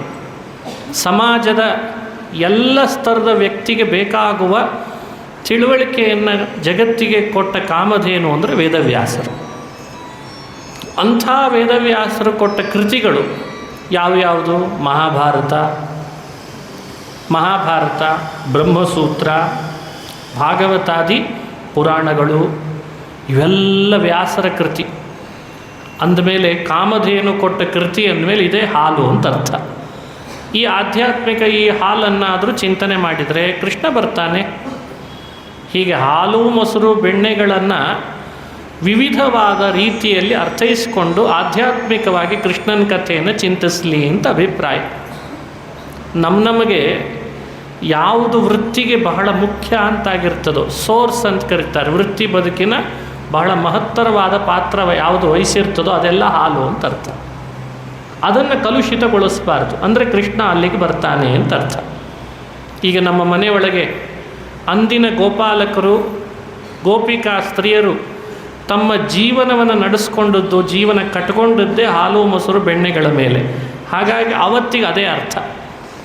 ಇವತ್ತು ನಾವು ಯಾವುದನ್ನು ಬಹಳ ಮುಖ್ಯ ಅಂತ ಭಾವಿಸಿ ಯಾವ ಸೋರ್ಸನ್ನು ಇಟ್ಟುಕೊಂಡು ನಮ್ಮ ಬದುಕು ಕಟ್ಕೊಂಡಿದ್ದೇವೆ ಅದೆಲ್ಲ ಹಾಲು ಅಂತ ಅರ್ಥ. ಯಾವುದೇ ಯೋಚನೆ ಮಾಡಿ, ನಾವು ಸಂಪಾದನೆ ಮಾಡ್ತಾ ಇರುವಂತಹ ಹಣ ಇರ್ಬೋದು, ಅಥವಾ ಇನ್ನಿತರ ಬೇರೆ ಬೇರೆ ವ್ಯವಸ್ಥೆಗಳಿರ್ಬೋದು, ಅದು ಪರಿಶುದ್ಧವಾಗಿರಬೇಕು, ಪ್ರಾಮಾಣಿಕವಾಗಿರಬೇಕು. ಆಗ ಕೃಷ್ಣ ಅಲ್ಲಿಗೆ ಬರ್ತಾನೆ ಅಂತ ಅರ್ಥ. ಹೀಗೆ ಪರಿಪರಿಯಿಂದ ಆಲೋಚನೆ ಮಾಡಿದರೆ ಕೃಷ್ಣನ ಈ ಹಾಲು ಮೊಸರಿನ ಕಥೆ ನಮ್ಮ ಇವತ್ತಿನ ಬದುಕಿಗೂ ಚೆನ್ನಾಗಿ ಅಪ್ಲೈ ಆಗ್ತದೆ. ಹಾಲು ಪರಿಶುದ್ಧ, ಮೊಸರು ಪರಿಶುದ್ಧ, ಬೆಣ್ಣೆ ಪರಿಶುದ್ಧವಾದರೆ ಕೃಷ್ಣ ಅಲ್ಲಿಗೆ ಬರ್ತಾನೆ ಅನ್ನೋದನ್ನು ಈ ಪರಿಯಿಂದ ಅರ್ಥೈಸ್ಕೊಂಡ್ರೆ ನಮ್ಮ ಬದುಕನ್ನು ಚೆನ್ನಾಗಿ ನಾವು ಕೃಷ್ಣನ ಪ್ರೀತಿ ಆಗೋ ಹಾಗೆ ನಡೆಸಲಿಕ್ಕೆ ಬರ್ತದೆ ಅನ್ನೋ ತತ್ವವನ್ನು ಭಾಗವತ ತಿಳಿಸ್ತಾ ಇದೆ. ಹೀಗೆ ಕೃಷ್ಣನ ಮತ್ತೊಂದು ಕಥೆ.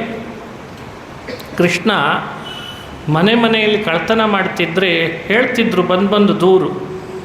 ಯಶೋದೆ ಎಲ್ಲ ಅಲಗಳಿತಾ ಇದ್ಲು, ನನ್ನ ಮಗ ಏನು ಹಾಗೆ ಮಾಡ್ತಾನೆ, ನನ್ನ ಮಗ ಏನು ಕಳ್ತನ ಮಾಡ್ತಾನೆ, ಈ ಸುಳ್ಳು ಹೇಳ್ತಿ ಅಂತಿದ್ಲಂತವ್ರು. ಎಲ್ಲ ತಾಯಿಯಂದರು ತಮ್ಮ ಮಕ್ಕಳ ಬಗ್ಗೆ ಯಾರಾದರೂ ಹೇಳಲಿಕ್ಕೆ ಬಂದರೆ ಹಾಗೆ ಒಪ್ಪಿಟ್ಕೊಳ್ಳೋದು. ಹೆತ್ತವರಿಗೆ ಯಾವಾಗಲೂ ಮುದ್ದಾಗೆ ಕಾಣ್ತಾನೆ ಮಗ, ಯಾರಿಗೆ ತಾನೇ ಅವನಲ್ಲಿ ದೋಷ ಕಾಣಲಿಕ್ಕಾಗ್ತದೆ. ಆದರೆ ಬಹಳ ಬಾರಿ ಬಂದು ಕಳ್ಳ ಅಂತ ಹೇಳ್ತಾ ಇದ್ದದ್ದಕ್ಕೆ ಯಶೋದೆ, ಇಷ್ಟು ಕಳ್ತನ ಮಾಡಲಿಕ್ಕೆ ಹೋಗ್ತಾನ ನನ್ನ ಮಗ, ಬಿಟ್ಟರೆ ಕೇಳು ಮನೆಯಿಂದ ಇವತ್ತು ಅವನನ್ನೇ ಕೂಡಿ ಹಾಕಬೇಕು, ಕಟ್ಟಿ ಹಾಕಬೇಕು ಅಂತ ಯೋಚನೆ ಮಾಡಿದ್ಲಂತ. ಹಾಲು ಕುಡಿಸಿ ಆದರೂ ಮಲಗಿಸಿ ಬಿಡಬೇಕು. ಹೊಟ್ಟೆ ಭಾಳ ತುಂಬಿದರೆ ಮಗು ನಿದ್ದೆ ಮಾಡಿಬಿಡ್ತದೆ, ಕಳ್ತನಕ್ಕೆ ಹೋಗ್ಲಿಕ್ಕೆ ಅವಕಾಶ ಇರಲ್ಲ ಅಂತ ಯೋಚನೆ ಮಾಡಿದಾಳೆ. ಸರಿ ಅಂತ ಹಾಲು ಕುಡಿಸಿದಾಳೆ. ಹಾಲು ಕುಡಿಸುವಾಗಲೇ, ಎದೆ ಹಾಲು ಕುಡಿಸುವಾಗಲೇ ಅವಳಿಗೆ ಒಲೆ ಮೇಲೆ ಹಾಲು ಇಟ್ಟದ್ದು ನೆನಪಾಯ್ತಂತೆ. ಒಲೆ ಮೇಲೊಂದು ಪಾತ್ರೆಯಲ್ಲಿ ಹಾಲು ಇಟ್ಟು ಬಂದಿದ್ದಾಳೆ. ಕೃಷ್ಣನಿಗೆ ಸ್ತನ್ಯಪಾನ ಮಾಡಿಸ್ತಿದ್ದಾಳೆ. ಹಾಲು ಉಕ್ಕಿ ಹೋಗ್ತದೆ ಅಂತ ನೆನಪಿಗೆ ಬಂತು. ಅರ್ಧ ಕುಡಿದಿದ್ದಾನೆ ಕೃಷ್ಣ.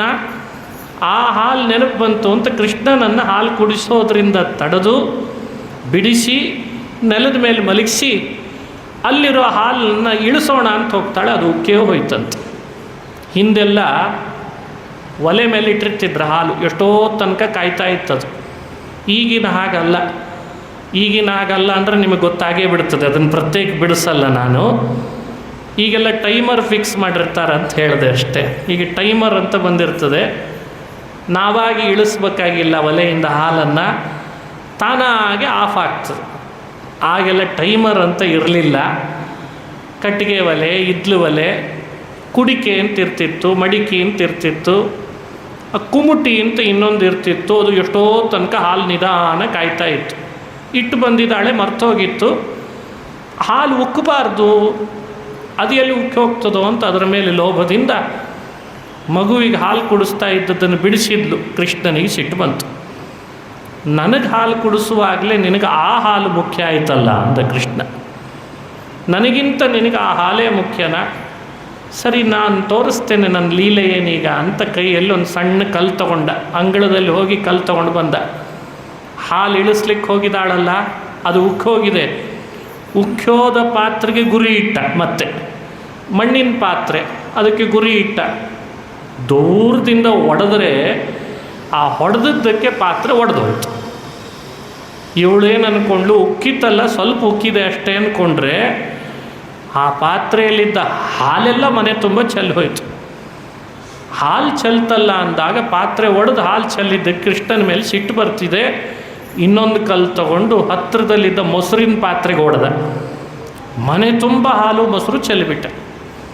ಎಲ್ಲಿ ಬಳಿಲಿಕ್ಕೆ ಹೋಗ್ತಾಳೆ ಅದ್ರ ಹಿಂದೆ ಚೆಲ್ತಾ ಬರ್ತಿದ್ದಾನಂತ. ಇವಳು ಬಳಿಬೇಕು, ಅವಳು ಚೆಲ್ಲಬೇಕು, ತೆಗಿಬೇಕು, ಚೆಲ್ಲಬೇಕು. ಏನು ಆಟ ಆಡಿಸಿದ ಕೃಷ್ಣ ಅವತ್ತು. ಮನೆಗಳಲ್ಲಿ ಕಳ್ತನ ಮಾಡಿದ್ದನ್ನು ಕೇಳಿದ್ಲು ಯಶೋದೆ. ಹಿಂಗೆ ಮಾಡಿ ಹೋಗ್ತಾನೆ ನಿನ್ನ ಮಗ ದಿನ ಬಂದು ಅಂತ. ಅವತ್ತು ತನ್ನ ಮುಂದೆ ಆಗಿಬಿಡ್ತಂತ. ಹೀಗೆ ಮಾಡ್ತೀಯ ನೀನು ದಿನ ಮನೆಗಳಲ್ಲಿ, ತಾಳು ಮಾಡ್ತೇನೆ, ನೀನು ಹಿಡಿದು ಇವತ್ತು ಕಟ್ಟಿಬಿಡ್ತೇನೆ ಅಂತ ಹಿಂದೆ ಅಟ್ಟಿಸ್ಕೊಂಡು ಬಂದ್ಲು ಕೃಷ್ಣನನ್ನು. ಕೃಷ್ಣ ಮುಂದೆ ಸಾಕ್ತಾನೆ, ಯಶೋದೆ ಹಿಂದಿಂದೆ ಬರ್ತಾಳೆ. ಬರ್ತಾನೆ ಕೃಷ್ಣ ಸಿಗ್ತಾನೆ ಅಂತ ಅವಳಿಗೆ, ನೀನು ಹಿಂದೆ ಬಾ, ನಾ ಮುಂದೆ ಹೋಗ್ತೇನೆ ಅಂತ ಕೃಷ್ಣನನ್ನು ಹಿಡಿಲಿಕ್ಕೆ ಹೊರಟ ಯಶೋದೆ. ತಾಮಾತ್ತ ಯಷ್ಟಿಂ ಪ್ರಸಮೀಕ್ಷ ಸತ್ವರ ತತೋವರುಹ್ಯಾಪಸಸಾರ ಭೀತವತ್ ಗೋಪ್ಯನ್ವಧಾವನ್ ನಯಮಾಪಯೋಗಿನಾ ಕ್ಷಮಂ ಪ್ರವೇಷ್ಟುಂ ತಪಸೇರಿತಂ ಮನಃ. ಭಾಗವತ ಹೇಳ್ತದೆ, ಗೆಡ್ಡೆ ಗೆಣಸುಗಳನ್ನು ತಿಂದು ಸಾವಿರಾರು ವರ್ಷ ಉಪವಾಸದಲ್ಲಿ ತಪಸ್ಸು ಮಾಡುವ ಮುನಿಗಳು ತಮ್ಮ ಮನಸ್ಸಿನಿಂದಲೇ ಕೃಷ್ಣನನ್ನು ಹಿಡಿಲಿಕ್ಕೆ ಆಗ್ತಾ ಇಲ್ಲ. ಕೈಯಲ್ಲಿ ಕೋಲು ಹಿಡಿದು ಈಗಲೇ ಕೃಷ್ಣನ ಹಿಡಿತೇನೆ ಅಂದರೆ ಯಶೋದೆಗೆ ಆಗ್ತದಾ ಅಂತ ಸಜ್ಜನರೆಲ್ಲ ಅಪಹಾಸ ಮಾಡಿದ್ರಂತೆ. ಯಶೋದೆಗೆ ಹೋಗಿ ಕೃಷ್ಣನ ಹಿಡಿತೇನೆ ಅಂತ ಹೋಗ್ತಿದ್ದಾಳೆ. ಯೋಗಿಗಳ ಮನಸ್ಸಿಗೆ ನಿಲುಕದವ, ಇವಳ ಮನಸ್ಸಿಗೆ ಕೈಗೇನು ಸಿಕ್ಕಾನೋ ಓಡ್ತಾನೆ ಕೃಷ್ಣ. ಅನ್ವಂಚಮಾನ ಜನನೀ ಬೃಹತ್ ಛಲತ್ ಶ್ರೋಣಿ ಭಾರಾಕ್ರಾಂತ ಗತಿ ಸುಮಧ್ಯಮ. ಬೃಹತ್ ಚಲತ್ ಶ್ರೋಣಿ ಭಾರಾಕ್ರಾಂತ. ಯಶೋದೆಯ ದೇಹ ಬಹಳ ಸುಂದರಳು ಯಶೋದೆ. ಆದರೆ ಮಗುನ ಪಡೆದ ಮೇಲೆ ಮಕ್ಕಳಿಗೆ ಆಟ, ಊಟ, ನಿದ್ರೆ ಅವುಗಳನ್ನು ಮಾಡಿಸೋದ್ರಲ್ಲೇ ಅವರಿಗೆ ವಿಶ್ರಾಂತಿ ಬೇಕಾಗ್ತಿರ್ತದೆ. ಅಷ್ಟು ಶ್ರಮ ಆಗ್ತದೆ. ಆದರೆ ಯಶೋದೆಗೆ ಕೃಷ್ಣನನ್ನು ಹಿಂಬಾಲಿಸ್ಕೊಂಡು ಹೋಗುವಾಗ ಉತ್ಸಾಹ ಇದೆ, ಆದರೆ ದೇಹ ಸಹಾಯ ಮಾಡಬೇಕಲ್ಲ. ದೇಹದ ಭಾರ. ಸುಲಭವಾಗಿ ಕೃಷ್ಣನ ಹಿಡಿತೇನೆ ಅಂತಾಳೆ, ಮುಂದೆ ಹೋಗ್ತಾನೆ. ನಾನೇ ಹಡೆದ ಮಗು ನನ್ನ ಕೈಗೆ ಸಿಗುತ್ತಿಲ್ಲ ಅಂದರೆ ಹಾಗಾಗಬೇಡ. ಅದೊಂದು ಆನಂದನೂ ಹೌದು, ಒಳಗಡೆಯಲ್ಲಿ ದುಃಖವೂ ಹೌದು. ಮುಂದೆ ಹೋಗ್ತಾಳೆ. ಆಮೇಲೆ ಕೃಷ್ಣ ಸಿಗ್ತಿಲ್ಲ ಅಂದಾಗ ಒಂದು ಕಡೆ ಕುಳಿತಲಂತೆ. ಇವನ್ನೇನು ಸಿಗಲ್ಲ ಇನ್ನು ನನ್ನ ಕೈಗೆ, ನನ್ನ ಮೀರಿ ಹೋಗಿಬಿಟ್ಟ ಕೃಷ್ಣ, ಸಾಕಾಯಿತು ನನಗೆ ಕೃಷ್ಣ, ಸಿಗ್ತೀಯೋ ಇಲ್ಲೋ ಅಂತ ಅಲ್ಲೇ ಕೂತ್ಕೊಂಡು ವಿಶ್ರಾಂತಿಗೆ. ಅಷ್ಟರಲ್ಲಿ ಕೃಷ್ಣ ಹತ್ತತ್ರ ಮೆಲ್ಲನೆ ಬಂದಂತೆ. ನಮ್ಮಮ್ಮನಿಗೆ ಭಾಳ ಶ್ರಮ ಆಯಿತು ಅಂತ ಗೊತ್ತಾಯ್ತು ಅವನಿಗೆ. ವಾದರಾಜರು ಹೇಳ್ತಾರೆ, ಕೃಷ್ಣ ಹೆಜ್ಜೆ ಮುಂದೆ ಇಡ್ತಾ ಹೋದಂತೆ ಯಶೋದೆ ಬರ್ತಿದ್ಲು ಹಿಂದೆ. ಅವಳ ತಲೆ ತುಂಬ ಹೂ ಕಟ್ಕೊಂಡಿದ್ಲಂತೆ. ಕಟ್ಕೊಂಡು ಹೂವಿನ ಒಂದೊಂದು ಪಕಳಿಗಳು ಕೃಷ್ಣನ ಪಾದದ ಚಿಹ್ನೆ ಮೇಲೆ ಬೀಳ್ತಾ ಇದ್ವಂತೆ. ಮುಂದೆ ಹೋಗ್ತಾನೆ ಯಶೋದೆ ತಲೆ ಮೇಲೆ ಕಟ್ಟಿದಂಥ ಹೂಗಳೆಲ್ಲ ಆ ಪಾದದ ಮೇಲೆ ಬೀಳ್ತಿತ್ತಂತೆ, ಹೆಜ್ಜೆಯ ಮೇಲೆ. ಕೃಷ್ಣ ಯಾಕೆ ಸಿಕ್ಕ ಅಂದರೆ, ಯಾರು ನನ್ನನ್ನು ಹೂವಿನಿಂದ ಅರ್ಚನೆ ಮಾಡ್ತಾರೋ ಅವರಿಗೆ ಕೃಷ್ಣ ಸಿಗ್ತಾನೆ ಅಂತಿದ್ದದ್ದಕ್ಕೆ ಪ್ರಾಯ ಕೃಷ್ಣ ಅವಳು ತಲೆ ಮೇಲಿದ್ದ ಹೂವನ್ನು ಪಾದಕ್ಕೆ ಅರ್ಚಿಸಿದ್ದಕ್ಕೆ ಅವಳ ಕೈಗೆ ಸಿಕ್ಕ ಅಂತ ಚಮತ್ಕಾರವಾಗಿ ವರ್ಣನೆ ಮಾಡ್ತಾರೆ. ಥರಥರದಿಂದ ವರ್ಣನೆ ಇದೆ. ಅಂತೂ ಕೃಷ್ಣ ಹತ್ರ ಬರುವಾಗ ಮೆಲ್ಲನೆ ಬಂದ. ಅಮ್ಮ ಯಾಕೆ ಆಯಾಸ ಪಡ್ತಿದ್ದಿ, ನಾನೇ ಬರ್ತೇನಲ್ಲ ಅಂತ ಹತ್ರ ಬಂದ. ಅಬ್ಬಾ ನನ್ನ ಮಗು ಬಂತು ಅಂತ ಗಟ್ಟಿ ಔತ್ಕೊಂಡ್ಲು. ಕೃಷ್ಣ ತಾಳು ಮಾಡ್ತೇನೆ, ನಿನ್ನ ಕೈಗಂತೂ ಸಿಗದೇ ಇರೋನು, ಹಗ್ಗ ಕಟ್ತೇನೆ ಇವತ್ತು, ಎಲ್ಲಾದರೂ ಹೋಗಿ ಬಿಡಿಸ್ಕೊಂಡು ನೋಡ್ತೇನೆ ನಿನ್ನ ಅಂತ ಹೇಳಿ ಹಗ್ಗ ತಂದಿದ್ದಾಳೆ. ಕೈಯಲ್ಲಿದ್ದ ಹಗ್ಗವನ್ನು ಕೃಷ್ಣನ ಟೊಂಕಕ್ಕೆ ಹಾಕಿ ಗಂಟು ಕಟ್ಟಬೇಕು ಅಂತ ಹೋಗ್ತಾ ಇದ್ದಾಳೆ. ಆ ಗಂಟು ಕಟ್ಟುವಾಗ ತದ್ದಾಮ ಬಧ್ಯಮಾನಸ್ಯ, ಆ ಹಗ್ಗ ಕಟ್ಲಿಕ್ಕೆ ಹೋಗುವಾಗ ಟೊಂಕಕ್ಕೆ ಬಿಗಿದಾಗ ಸರಿ ಇರ್ತದೆ, ಗಂಟು ಕಟ್ಟುವಾಗ 2 ಅಂಗುಲ ಕಡಿಮೆ ಆಗ್ತದೆ. ಆಶ್ಚರ್ಯ ಆಯಿತು. ಇನ್ನೊಂದು ಹಗ್ಗ ಇತ್ತಂತ ಅಲ್ಲಿದ್ದ ಹಗ್ಗ ಈ ಹಗ್ಗಕ್ಕೆ ಗಂಟು ಕಟ್ಟಿ ಪುನಃ ಟೊಂಕಕ್ಕೆ ಹಾಕಿ ಕೃಷ್ಣನ ಟೊಂಕ ಬಿಗಿದು ಗಂಟು ಕಟ್ಟೋಣ ಅಂತಾಳೆ, ಮತ್ತೆ 2 ಅಂಗುಲ ಕಡಿಮೆ ಆಯಿತು. ಪುರಾಣ ಹೇಳುವ ಮಾತು, ತದ್ದಾಮ ಬಧ್ಯಮಾನಸ್ಯ ಸ್ವಾರ್ಭಕಸ್ಯ ಕೃತಾಗಸಃ ದ್ವ್ಯಂಗುಲೋ ನಮಭೂತ್ತೇನ ಸಂದಧೇನ್ಯಚ್ಚ ಗೋಪಿಕಾ. ಅನ್ಯಚ್ಚ ಗೋಪಿಕಾ ಸಂದಧೆ. ಪದೇ ಪದೇ ಹಗ್ಗವನ್ನು ಗಂಟು ಕಟ್ತಾಳೆ, ಕೃಷ್ಣನಿಗೆ ಕಟ್ಲಿಕ್ಕೆ ಹೋಗ್ತಾಳೆ, ಹೊಸ ಹಗ್ಗ ತರ್ತಾಳೆ, ಮತ್ತೆ ಬಿಗಿಲಿಕ್ಕೆ ಹೋಗ್ತಾಳೆ. ಯಾವ್ಯಾವ ಹಗ್ಗ ತರ್ತಾಳೆ ಎಲ್ಲ ಹಗ್ಗವೂ ಹೀಗೆ ಆದಾಗ ಅವಳಿಗೆ ಮತ್ತೆ ತಲೆಯಲ್ಲಿ ಆಶ್ಚರ್ಯ ಆಯಿತು. ಇದೇನು ಕೃಷ್ಣನ ಟೊಂಕ ಇಷ್ಟೇ ಇದೆ, ಪುಟ್ಟ ಟೊಂಕ, ಇಷ್ಟು ಹಗ್ಗ ಜೋಡಿಸಿದರೂ ಕಡಿಮೆ ಆಗ್ತಾ ಇದೆಯಲ್ಲ ಕೃಷ್ಣ, ನೀನು ಕಟ್ಟಲಿಕ್ಕೆ ಆಗಲ್ವೇನೋ ನಿನ್ನ ಉದರದಲ್ಲಿ ಅಂತ ಅಂದ್ಕೊಂಡ್ಳು. ಅಷ್ಟರಲ್ಲಿ ಕೃಷ್ಣ ಆ ಕರುವಿಗೆ ಕಟ್ಟಿದ ಒಂದು ಹಗ್ಗ ಇತ್ತಂತಲ್ಲಿ, ಅದನ್ನು ಎಳೆದು, ಅಮ್ಮ ಎಷ್ಟು ಕಷ್ಟಪಡ್ತಿದ್ದಿ ನನ್ನ ಕಟ್ಟಲಿಕ್ಕೆ, ನೀನು ಯಾಕೆ ಇಷ್ಟು ಕಷ್ಟಪಡ್ತಿ, ನನ್ನನ್ನು ನಾನೇ ಕಟ್ಕೊಳ್ಬೇಕು, ನನ್ನನ್ನು ನಾನೇ ಬಿಡಿಸ್ಕೊಳ್ಬೇಕು ಅಂತ ತೋರಿಸ್ಲಿಕ್ಕೆ ಆ ಕರುವಿಗೆ ಕಟ್ಟಿದ ಹಗ್ಗವನ್ನು ಟೊಂಕಕ್ಕೆ ಹಾಕಿ ಗಂಟು ಕಟ್ಟಿ ಅದರೊಳಗೂ ಉಳಿಸಿ ಉಳಿದ ಹಗ್ಗವನ್ನು ಅಮ್ಮನ ಕೈ ಕೊಟ್ಬಿಟ್ಟಂತೆ. ಆಶ್ಚರ್ಯ ಆಯಿತು.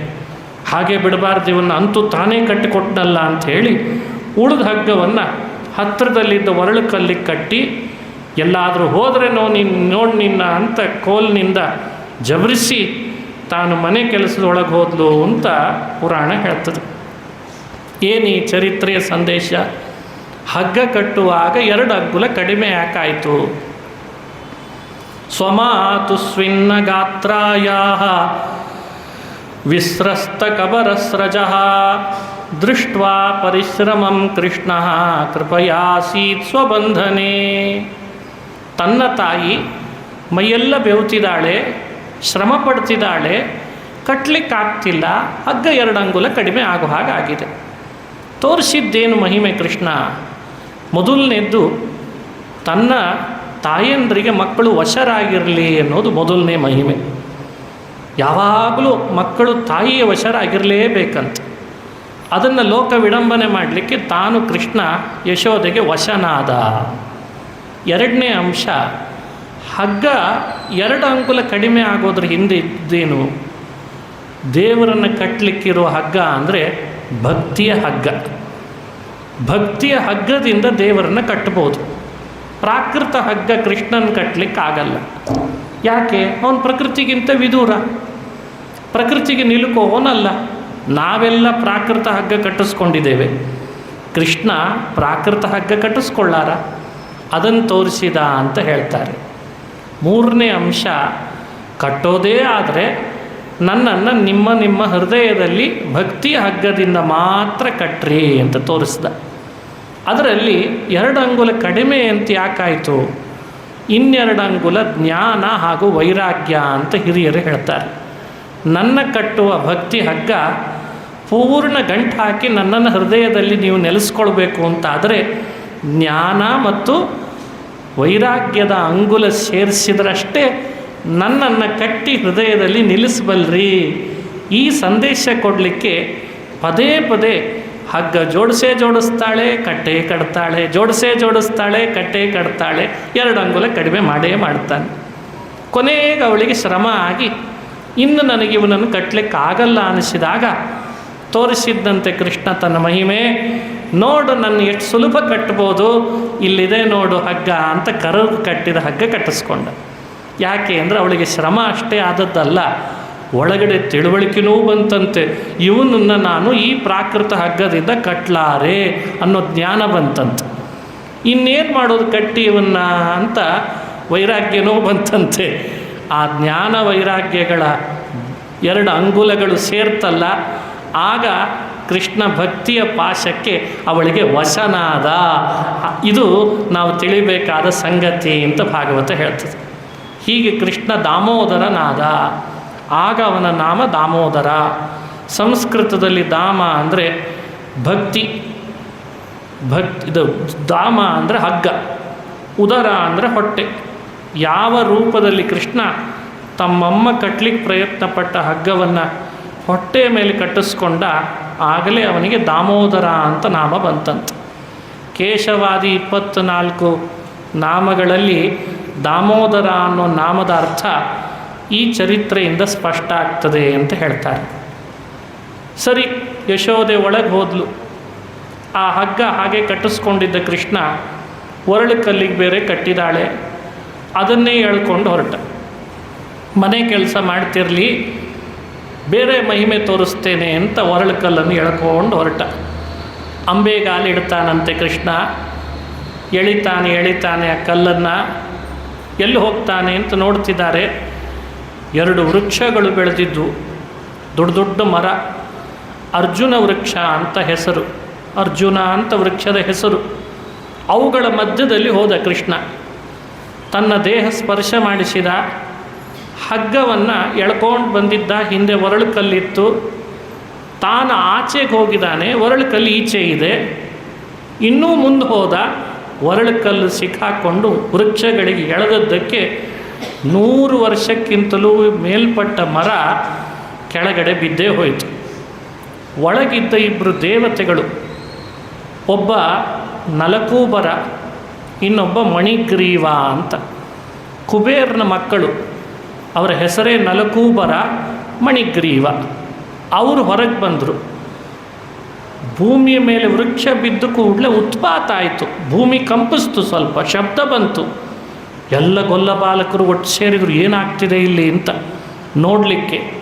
ನೋಡಿದರೆ ದೇವತೆಗಳು ಆಕಾಶದಲ್ಲಿ ಬಂದು ಕೈ ಮುಗಿತಾ ಇದ್ದಾರಂತೆ. ಅದೇ ವೃಕ್ಷದೊಳಗೆ 2 ಅಸುರರೂ ಇದ್ದರು. ಒಬ್ಬ ಧುನಿ ಅಂತ, ಇನ್ನೊಬ್ಬ ಚಮು ಅಂತ. ಆ ವೃಕ್ಷದ ರೂಪದಲ್ಲಿದ್ದವರು ಕೆಳಗೆ ಬಿದ್ದು ಸತ್ತೋದ್ರು. ಒಳಗಿದ್ದ ದೇವತೆಗಳು, ಕುಬೇರನ ಮಕ್ಕಳು ಆಕಾಶದಲ್ಲಿ ಬಂದು ಶಾಪ ಮುಕ್ತಿ ಮಾಡಿದ್ದಾನೆ ಕೃಷ್ಣ ಅಂತ ಕೃಷ್ಣನನ್ನು ಕೊಂಡಾಡಿದರು. ಕೃಷ್ಣನನ್ನು ಸ್ತೋತ್ರ ಮಾಡ್ತಾ ಹೇಳ್ತಾರೆ, ಹೇ ಕೃಷ್ಣ, ಶಾಪದಿಂದ ನಾವು ವೃಕ್ಷರಾಗಿದ್ವಿ. ಶಾಪ ಬರಲಿಕ್ಕೆ ಕಾರಣ ನಮ್ಮ ಅಪರಾಧ. ಆ ಅಪರಾಧವನ್ನು ನೀನೇ ಇವತ್ತು ಶಮನ ಮಾಡಿದಿ. ಶಾಪದಿಂದ ಮುಕ್ತರನ್ನು ಮಾಡಿದಿ. ಇನ್ನು ಮೇಲೆ ಮತ್ತೆ ನಮಗಂಥ ಶಾಪ ಬರದಂತೆ ಅನುಗ್ರಹ ಮಾಡು ಅಂತ ಕೇಳ್ತಿದ್ದಾರೆ. ಆ ಶ್ಲೋಕ ಇಲ್ಲಿದೆ ಭಾಗವತದಲ್ಲಿ, ಅವರಿಬ್ಬರು ಮಾಡಿದ ಶ್ಲೋಕ. ವಾಣಿ ಗುಣಾನುಕಥನೆ ಶ್ರವಣೌ ಕಥಾಯಾಂ ಚೇತಶ್ಚ ಹಸ್ತೌ ಚ ಕರ್ಮಸು ಮನಸ್ತವ ಪಾದಯೋರ್ನಃ ಸ್ಮೃತ್ಯಾಂ ಶಿರಃ ತವ ನಿವಾಸ ಜಗತ್ಪ್ರಣಾಮೇ ದೃಷ್ಟಿ ಸತಾಂ ದರ್ಶನೇಸ್ತು ಭವತ್ತನೂನಾಂ. ಏನಿದ್ರ ಅರ್ಥ? ನಾವೆಲ್ಲ ದೇವರನ್ನು ಹೀಗೇ ಪ್ರಾರ್ಥಿಸ್ಕೊಳ್ಬೇಕು ದಿನ.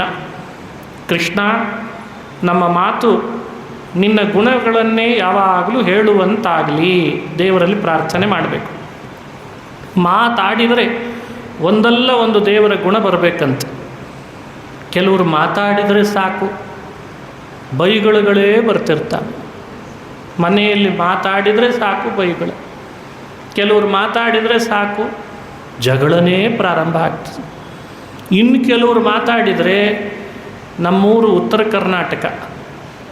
ಕರ್ನಾಟಕದಲ್ಲಿ ಒಂದು ಮಾತಿದೆ, ಅವರು ಮಾತಾಡ್ಲಿಕ್ಕೆ ಶುರು ಮಾಡಿದರೆ ರೊಕ್ಕ ಕೊಟ್ಟು ಬಿಡಿಸ್ಕೊಂಡು ಹೋಗಬೇಕು ಅಂತಾರೆ. ಅಷ್ಟು ಮಾತಾಡ್ತಾರೆ.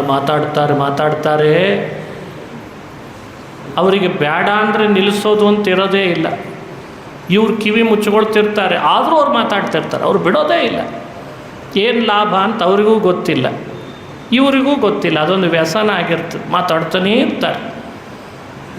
ಅದ್ರ ಬದಲು ಮಾತೇ ಆಡೋದು ಅಂತಾದರೆ ದೇವರ ಗುಣಗಳನ್ನು ಹೇಳ್ಬೋದಲ್ಲ ಅಂತಾರೆ.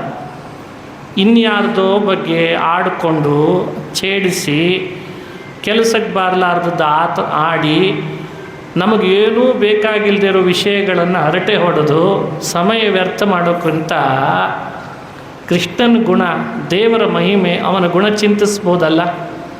ಅದನ್ನು ದೇವರೇ ಪ್ರೇರಣೆ ಮಾಡಬೇಕು. ಅದಕ್ಕೆ ಅಂತಾರೆ ವಾಣಿ ಗುಣಾನುಕಥನೆ. ಕೃಷ್ಣ, ಇನ್ನು ಮೇಲೆ ದೇವಲೋಕಕ್ಕೆ ನಾವು ಹೋದ ಮೇಲೆ ನಮ್ಮನ್ನು ಹೀಗೆ ಪ್ರೇರಣೆ ಮಾಡು. ನಮ್ಮ ಬಾಯಲ್ಲಿ ಯಾವುದೇ ಮಾತು ಬರ್ತದೆ ಅಂತಾದರೂ ನಿನ್ನ ಗುಣಗಳನ್ನೇ ಹೇಳೋ ಹಾಗೆ ಮಾಡಿಬಿಡು. ಶ್ರವಣವು ಕಥಾಯಾಮ್. ನಮ್ಮ ಎರಡೂ ಕಿವಿಗಳು ಯಾರ್ಯಾರ್ದೋ ವಿಷಯ ಕೇಳ್ತದೆ. ಏನೂ ಬೇಕಿರಲ್ಲ ಅವ್ರದ್ದು, ಏನೇನೂ ಬೇಕಿಲ್ಲ ನಮಗೆ, ಅವರಿಂದ ಏನೂ ಆಗಬೇಕಿಲ್ಲ. ಅವ್ರ ವಿಷಯಗಳೆಲ್ಲ ಕಿವಿಯಿಂದ ಕೇಳ್ತಿರ್ತೀವಿ. ಅದು ಯಾವುದ್ಯಾವುದೋ ದೇಶ ವಿದೇಶ. ಈಗಂತೂ ಮೊಬೈಲ್ ಬಂದ ಮೇಲೆ ಬಾ ಎಲ್ಲರೂ ದೊಡ್ಡ ದೊಡ್ಡ ಜ್ಞಾನಿಗಳು ಅಂತ ಭಾವಿಸಿ ಅದು ಇದು ಎಲ್ಲ ತಲೆಗೆ ಹಾಕ್ಕೊಂಡು, ಅದು ಏನು ತಲೆ ಕೆಡಿಸ್ಕೊಂಡಿದ್ದೇವೆ ಅಂದರೆ, ತಲೆ ಕೆಡಿಸ್ಕೊಳ್ಳೋದು, ಮನಸ್ಸು ಕೆಡಿಸ್ಕೊಳ್ಳೋದು. ಯಾಕೆ? ಕೇಳಬಾರ್ದದ್ದನ್ನೆಲ್ಲ ಕೇಳ್ತಿದ್ದೇವಲ್ಲ, ಬೇಕಿಲ್ಲದೆ ಇದ್ದದ್ದೆಲ್ಲ ಕೇಳ್ತಿದ್ದೇವೆ. ಅದೇ ನಮ್ಮನ್ನು ಇವತ್ತು ಎಷ್ಟೋ ದಾರಿ ತಪ್ಪಿಸ್ಲಿಕ್ಕೆ ಕಾರಣ ಆಗಿದೆ. ಯಾರನ್ನೋ ಬೈತಿದ್ದೇನೆ ಅಂತ ಭಾವಿಸೋದು ಬೇಡ. ಮೊಬೈಲನ್ನು ಅಥವಾ ಮಾತುಗಳನ್ನು ಆಡೋರನ್ನ ಬೈಯೋದು ಉದ್ದೇಶ ಅಲ್ಲ. ನಮ್ಮ ಕಿವಿಗಳು ಬೆಳಗ್ಗೆಯಿಂದ ರಾತ್ರಿ ತನಕ ಯಾವ್ಯಾವ ವಿಷಯಗಳನ್ನು ಹೆಚ್ಚು ಗ್ರಾಸ್ಪ್ ಮಾಡ್ತದೆ, ಮನಸ್ಸು ಅದನ್ನು ಜಾಸ್ತಿ ಆಲೋಚನೆ ಮಾಡ್ತದೆ. ಹಿಂದಿನ ಕಾಲದಲ್ಲೆಲ್ಲ ನೋಡ್ತಿದ್ವಲ್ಲ, ಎಷ್ಟೆಷ್ಟು ಬಸ್ಸುಗಳಲ್ಲಿ ಪ್ರಯಾಣ ಮಾಡ್ತಿದ್ರೆ ಅವ್ರು ಯಾವ್ಯಾವುದೋ ಹಾಡು ಹಾಕಿರ್ತಿದ್ರು. ಆ ಹಾಡು ಬೇಡ ಅಂದರೂ ಅವ್ರ ಕಿವಿಯಲ್ಲಿ ಹಾಕಿ ಬಾಯಲ್ಲಿ ನಮಗೆ ಹಾಡು ಬರೋ ಹಾಗೆ ಮಾಡಿದ್ರೋ ಇಲ್ಲೋ. ಅದು ಆವಾಗ ಅವ್ರು ಬಸ್ಸಲ್ಲಿ ಹಾಕ್ತಿದ್ರು. ಈಗ ನಾವೇ ಕಿವಿಯಲ್ಲಿ ಇಟ್ಕೊಳ್ಳಿಕ್ಕೆ ಶುರು ಮಾಡಿದ್ದೀವಿ. ಅದೊಂದು ಇದು ಬಂದಿದೆ ಈಗ, ವೈರ್ಲೆಸ್ ವ್ಯವಸ್ಥೆ. ಎಲ್ಲರೂ ಕಿವಿ ಮುಚ್ಕೊಂಡಿರ್ತೇವೆ, ಯಾರು ಇನ್ನೊಬ್ಬರು ಮಾತು ಕೇಳಬಾರ್ದು ಅಂತ. ಆದರೆ ಯಾವುದು ಕೇಳಬಾರ್ದು ಅದನ್ನು ಅಲ್ಲಿ ಕೇಳ್ತಾ ಇರ್ತೇವೆ ನಾವು. ಇದು ಮನುಷ್ಯನ ಮನಸ್ಸಿನ ಮೇಲೆ ಇವತ್ತು ಪರಿಣಾಮ ಜಾಸ್ತಿ ಆಗ್ತಾ ಇದೆ. ಕೇಳಬಾರ್ದದ್ದು ಕೇಳಿದ್ರಿಂದ ಮನಸ್ಸು ನಾಶ ಆಗ್ತದೆ, ವಿಕೃತವಾಗ್ತದೆ. ಅಷ್ಟು ಪವರ್ಫುಲ್ ಇದೆ ನಮ್ಮ ಕಿವಿಗಳು, ನಮ್ಮ ಮನಸ್ಸಿಗೂ ಸಂಬಂಧ. ಅದನ್ನು ಅರ್ಥಕೊಳ್ಬೇಕು. ಅದಕ್ಕೆ ಹಿಂದಿನವರೆಲ್ಲ ಒಳ್ಳೊಳ್ಳೆ ಕಥೆ ಕೇಳ್ರಿ, ಒಳ್ಳೆಯವರ ಬಾಯಲ್ಲಿ ಕೇಳ್ರಿ, ಒಳ್ಳೆ ಕಂಟೆಂಟ್ಗಳನ್ನು ಕೇಳ್ರಿ. ಅದರಿಂದ ಮನಸ್ಸು ಪ್ರಫುಲ್ಲವಾಗ್ತದೆ, ಮನಸ್ಸು ಶುದ್ಧವಾಗಿರ್ತದೆ. ಮನಸ್ಸು ಕೆಡಿಸ್ಕೊಂಡ್ವಿ ಅಂದರೆ ಯಾವುದು ಬೇಕಾಗಲ್ಲ. ಆಮೇಲೆ ಎಲ್ಲ ಕಡೆಯಲ್ಲಿ ವಿರೋಧ ಶುರು ಆಗ್ತದೆ. ಅದನ್ನೇ ದೇವತೆಗಳು ಪ್ರಾರ್ಥಿಸಿ ಕೇಳ್ತಾರೆ, ಕೃಷ್ಣ, ನಮ್ಮ ಕಿವಿಗಳು ಈಗೇನೋ ಶಾಪ ಮುಕ್ತಿಯನ್ನು ಮಾಡಿದಿ, ದೇವಲೋಕಕ್ಕೆ ಹೋದ ಮೇಲೆ ಯಾವಾಗಲೂ ನಿನ್ನ ಕಥೆಯನ್ನೇ ಕೇಳೋ ಹಾಗೆ ಮಾಡು ಅಂತಂತಾರೆ. ವಾಣಿ ಗುಣಾನುಕಥನೆ ಶ್ರವಣೋ ಕಥಾಯಾಮ್. ಕೈಗಳಿಂದ ಏನು ಮಾಡಬೇಕು? ಕೈ ದೇವರು ಯಾಕೆ ಕೊಟ್ಟಿದ್ದಾನೆ? ಅದಕ್ಕೆ ಹೇಳ್ತಾರೆ ಹಿರಿಯರು, ಕೈಗಳು ಸಾರ್ಥಕ ಯಾವಾಗ ಆಗ್ತದೆ? ಭಗವಂತನ ಪೂಜೆ ಮಾಡಿ ಅವನ ಪಾದ ಸ್ಪರ್ಶ ಮಾಡೋ ಹಾಗಾದರೆ ಕೈಗಳು ಸಾರ್ಥಕ ಅಂತ. ಅದನ್ನು ಬಿಟ್ಟೆಲ್ಲ ಮಾಡ್ತೀವಿ. ಈಗಂತೂ ಎಲ್ಲರದ್ದು ಬೆರಳು ಹೀಗೆ ಅಂತಿರ್ತದೆ. ನನಗಿಂತ ನಿಮಗೆ ಚೆನ್ನಾಗಿ ಗೊತ್ತಿದೆ. ಅದರದ್ದೇ ಆದ ಪದ್ಧತಿ. ಕೆಲವು ಮಕ್ಕಳದ್ದಂತೂ ಇತ್ತೀಚೆಗೆ ರಾತ್ರಿ ಮಲಗಿದಾವೆ ಅಂತ ಅಂದ್ಕೊಂಡಿರ್ತೇವೆ, ಮಲಗಿದಾಗಲೂ ಅವ್ರ ಬೆರಳು ಹೀಗೆ ಆಗ್ತಾ ಇದ್ದಾವೆ. ಎಲ್ಲಿಗೆ ಹೋಗಿದೆ ಪರಿಸ್ಥಿತಿ ಅಂತ ನಮಗೇ ಗೊತ್ತು. ನೀವೆಲ್ಲ ಅದನ್ನು ಅನುಭವಿಸ್ತಾನೆ ಇದ್ದೀವಿ. ಅದೇ ಭಗವಂತನ ಪೂಜೆ, ಅವನಿಗಾಗಿ ಅಂತ ಹೂವು ತುಳಸಿ ತರೋಣ, ದೇವರ ಕೋಣೆಯನ್ನು ಒಂದಿಷ್ಟು ಸ್ವಚ್ಛಗೊಳಿಸೋಣ, ಸಾಧ್ಯವಾದಷ್ಟು ಭಗವಂತನ ಪೂಜೆಯಲ್ಲಿ ಕೈಗಳನ್ನು ವಿನಿಯೋಗಿಸೋಣ ಅಂತ ಅನ್ನಿಸ್ಬೇಕಲ್ಲ. ಅದನ್ನು ಹೇಳ್ತಾರೆ, ಹಸ್ತೌಚ ಕರ್ಮಸು, ನಿನ್ನ ಪೂಜೆಯನ್ನು ಮಾಡುವ ಕಾರ್ಯದಲ್ಲಿ ನನ್ನ ಕೈಗಳನ್ನು ಯಾವಾಗಲೂ ವಿನಿಯೋಗಿಸುವಂತೆ ಪ್ರೇರೇಪಿಸು. ಮನಸ್ತವ ಪಾದಯೋಹೋ, ಈ ಮನಸ್ಸು ಎಲ್ಲೆಲ್ಲೋ ಅಡ್ಡಾಡಿ ಬರ್ತದೆ. ಎಲ್ಲಡ್ಡಾಡ್ತದೆ ಅಂತ ನಮ್ಮ ಹಿಡಿತದಲ್ಲೇ ಇಲ್ಲ, ಸುಮ್ಮನೆ ಪ್ರವಚನದಲ್ಲಿ ಕೂತಿದ್ದೇವಷ್ಟೇ. ಅದು ಎಲ್ಲೆಲ್ಲಿ ಹೋಗಿ ಬಂದಿದೆಯೋ ಏನೋ, ಬರೀ ಭಾರತದಲ್ಲೇ ಇರಬೇಕು ಅಂಥೇಳಿಲ್ಲ, ಎಷ್ಟು ದೇಶ ಸುತ್ತಾಡಿ ಬಂದಿರ್ತದೆ. ಯಾವ ನೆಟ್ವರ್ಕು ಬೇಡ, ಇದಕ್ಕೇನು ವೈಫೈ ಕನೆಕ್ಷನ್ ಬೇಕೇ? ಮೊಬೈಲಲ್ಲಿ ಇನ್ನೊಬ್ಬರ ಜೊತೆಗೆ ಮಾತಾಡಬೇಕಾದ್ರೆ ಯಾವುದಾದ್ರೂ ಒಂದು ಅಂತರ್ಜಾಲದ ಸಂಪರ್ಕ ಆದರೂ ಬೇಕಾಗ್ತದೆ. ಒಂದು ಸಿಮ್ ಕಾರ್ಡ್ ಹಾಕಬೇಕು, ಅಥವಾ ಹಾಕದೇ ಇದ್ದರೂ ಈಗೆಲ್ಲ ಒಂದೇನೋ ಒಂದು ಅಂತರ್ಜಾಲ ಬೇಕು ಅಂತಾರೆ. ಮನಸ್ಸಿಗೇನು ಬೇಕಾಗಿಲ್ಲ, ಯಾವ ರೀಚಾರ್ಜ್ ಮಾಡಿಸ್ಬೇಕಾಗಿಲ್ಲ, ತಾನಾಗೆ ಎಲ್ಲ ಕಡೆಯಲ್ಲಿ ಓಡಾಡಿಕೊಂಡು ಅದನ್ನು ನೋಡಿ ಆಮೇಲೆ ಈ ಮೊಬೈಲಿಗೆ ಸಂಚಾರಿ ದೂರವಾಣಿ ಅಂತ ಹೆಸರಿಟ್ಟಿದ್ದು. ಎಷ್ಟು ವೇಗ ಅಂದರೆ ಮನಸ್ಸಿಂದು. ಈಗೆಲ್ಲ ಮೆಗಾ ಪಿಕ್ಸೆಲ್ ಅಂತ ವ್ಯವಸ್ಥೆ ಇದೆ, GB ಅಂತಾರೆ, KB ಅಂತಾರೆ. ನಿಮ್ಮ ಇಂಟರ್ನೆಟ್ ಸ್ಪೀಡನ್ನು ಇಷ್ಟು ವೇಗದಲ್ಲಿ ಮಾಡಿದ್ದೇವೆ ಅಂತಂತಾರೆ. 64 KB ನಿಮ್ಮ ಇಂಟರ್ನೆಟ್ ಸ್ಪೀಡ್ ಇದೆ ಅಂತಾರೆ. ಮನಸ್ಸಿನ ಸ್ಪೀಡ್ ಎಷ್ಟಿದೆ ಅಂತ ಯಾರಾದರೂ ಪರಿಗಣಿಸಿದ್ರೆ, ಎಷ್ಟು KB ಎಷ್ಟು GB ಅಂತ, ಎಷ್ಟು ಸ್ಪೀಡು ಅಂತ ಇವತ್ತಿನ ತನಕ ಪತ್ತೆ ಹಚ್ಚಲಿಕ್ಕೆ ಆಗ್ತಾಯಿಲ್ಲ. ಅದು ಸುಮ್ಮನೆ ಕೂತಿರ್ತೀವಿ, ಎಲ್ಲೆಲ್ಲೆಲ್ಲೆಲ್ಲೋ ಹೋಗಿ ಬಂದ್ಬಿಡ್ತದೆ. ಅದಕ್ಕೆ ಕೇಳ್ತಾರೆ ದೇವತೆಗಳು, ಸ್ವಾಮಿ ಕೈ ಸರಿ, ಕಿವಿಗಳು ಸರಿ, ಮಾತು ಸರಿ, ಎಲ್ಲದರಿಗಿಂತ ಮುಖ್ಯವಾದದ್ದು ಮನಸ್ಸು, ಅದನ್ನು ಎಲ್ಲಿಡಬೇಕು? ಕೃಷ್ಣ ನೀನೇ ಪ್ರೇರೇಪಿಸಿ ನನ್ನ ಮನಸ್ಸನ್ನು ನಿನ್ನ ಹಾದಲ್ಲೇ ಇಡೋ ಹಾಗೆ ಮಾಡು ಅಂತ ಕೇಳ್ಕೋಬೇಕಂತ. ನಮ್ಮ ಪ್ರೇರಣೆಯಿಂದ ಆಗದೆ ಹೋದರೂ ಕೃಷ್ಣ ಪ್ರೇರೇಪಿಸಿದ ಅಂದರೆ ಅವನ ಪಾದದಲ್ಲೇ ಮನಸ್ಸನ್ನು ಅವನು ಇರಿಸ್ಕೊಳ್ಬಲ್ಲ. ನಮ್ಮ ಮನಸ್ಸನ್ನು ಅವನ ಪಾದದಲ್ಲಿ ಅವನೇ ಇರಿಸೋ ಹಾಗೆ ಮಾಡಬೇಕಷ್ಟೆ. ನಾವ್ಯಾರಾದರೂ ಪ್ರಯತ್ನ ಪಡ್ತೇವೆ ಅಂದರೆ ಸಾಧ್ಯ ಇಲ್ಲ. ಅದಕ್ಕೆ ಅದನ್ನೂ ಪ್ರಾರ್ಥನೆ ಮಾಡ್ತಾರೆ. ಸ್ಮೃತ್ಯಾಂ ಶಿರಃ, ಈ ತಲೆ ಸದಾ ದೇವರ ಸ್ಮರಣೆಗೆ ಮೀಸಲಾಗಬೇಕು. ಹೆಚ್ಚೆಚ್ಚು ಭಗವಂತನ ಸ್ಮರಣೆ ಮಾಡ್ತಿದ್ರೆ ತಲೆ ಕೆಡಲ್ಲ, ತಲೆ ನೋವು ಬರಲ್ಲ, ಮೈಗ್ರೇನ್ ಬರಲ್ಲ, ಏನು ಸಮಸ್ಯೆಗಳಿಲ್ಲದಂತೆ ಮಾಡಿಕೊಳ್ಳಿಕ್ಕೆ ಸ್ಮರಣೆ ದೇವರದ್ದೇ ಇರಬೇಕು. ಅದಕ್ಕೆ ಅವರು ಕೇಳಿಕೊಂಡ್ರು, ಈ ತಲೆ ಸದಾ ನಿನ್ನ ಸ್ಮರಣೆ ಮಾಡೋ ಹಾಗೆ ಮಾಡಿಬಿಡು. ಈ ಕಣ್ಣು ನಿನ್ನ ರೂಪ, ನಿನ್ನ ಭಕ್ತರು ಅವರ ದರ್ಶನ ಮಾಡೋ ಹಾಗೆ ಮಾಡು. ದೃಷ್ಟಿ ಸತಾಂ ದರ್ಶನೇಸ್ತು ಭವತ್ತನೂನಾಂ, ನಮ್ಮ ಬದುಕೆಲ್ಲ ಸಾರ್ಥಕ ಆಗಬೇಕಾದ್ರೆ ಎಲ್ಲ ಇಂದ್ರಿಯಗಳು ಭಗವತ್ಪರವಾಗಲಿ, ಅದನ್ನು ದೇವರೇ ಪ್ರೇರೇಪಿಸಲಿ ಅನ್ನೋ ಪ್ರಾರ್ಥನೆ ಆ ನಲಕೂಬರ ಮಣಿಗ್ರೀವರು ಕೃಷ್ಣನಿಗೆ ಸಲ್ಲಿಸಿ ಅಲ್ಲಿದ ಅನುಮತಿ ಪಡೆದು ಅಂತರ್ಧಾನರಾದರು, ಕುಬೇರನ ಲೋಕಕ್ಕೆ ಅಂತ ತೆರಳಿದರು ಅಂತ ಕಥೆ. ಏನು ಈ ಚರಿತ್ರೆಯ ಸಂದೇಶ? ಅದನ್ನು ಅನುಸಂಧಾನ ಮಾಡಬೇಕು. ಒರಳುಕಲ್ಲಿಗೆ ಹಗ್ಗ ಕಟ್ಟಿ ಅದನ್ನು ಎಳೆದು ಕೃಷ್ಣ 2 ಮರಗಳನ್ನು ಬೀಳಿಸಿದ. ನಾವು ಯಾಕೆ ಚಿಂತಿಸ್ಬೋದು ಇದನ್ನು? ನಮ್ಮ ಬದುಕಿನಲ್ಲೂ 2 ಮರಗಳು ಬೆಳೆದಿದ್ದಾವೆ. ಅದನ್ನು ನಾವು ಬೆಳೆಸ್ಕೊಳ್ಬೇಕು. ನಮ್ಮ ಶಕ್ತಿ ಸಾಲದು. ನಾವ್ಯಾರು ಇಲ್ಲಿ ಈ ಕಥೆಯಲ್ಲಿ ನಾವು ಎಲ್ಲಿದ್ದೇವೆ ಅನುಸಂಧಾನ ಮಾಡಬೇಕು. ಅಲ್ಲಿರುವ ಒರಳು ಕಲ್ಲು ಬೇರೆ ಅಲ್ಲ, ನಾವು ನೀವುಗಳು ಬೇರೆ ಅಲ್ಲ. ನಾವೆಲ್ಲ ಕಲ್ಲಿದ್ದಂಗೆ. ದಾಸರೇ ಹೇಳಿದಾರಲ್ಲ, ಈ ಸಂಸಾರದೊಳಗೆ ನೀನು ಹೇಗಿರಬೇಕು? ಕಲ್ಲಾಗಿ ಇರು ಅಂತಾರೆ. ಯಾವ ಕಲ್ಲು? ಕೃಷ್ಣ ಹಗ್ಗ ಕಟ್ಟಿಸಿಕೊಂಡು ಉಳಿದ ಹಗ್ಗವನ್ನು ಕಟ್ಟಿದ ಒರಳು ಕಲ್ಲಿದೆಯಲ್ಲ, ಅದು ನಾವಂತೆ. ಕಲ್ಲಿಗೆ ಸ್ವತಃ ಚಲನವಲನ ಇಲ್ಲ. ಕೃಷ್ಣ ಎಳೆದ ಅಂತ ಕಲ್ಲು ಎಳಿಲಿಕ್ಕೆ ಬಂತು ಅಂದರೆ ಅದು ಚಲನ ಮಾಡಿತು. ನಮಗೆ ಸ್ವಾತಂತ್ರ್ಯ ಇಲ್ಲ, ನಾವು ಅಸ್ವತಂತ್ರರು.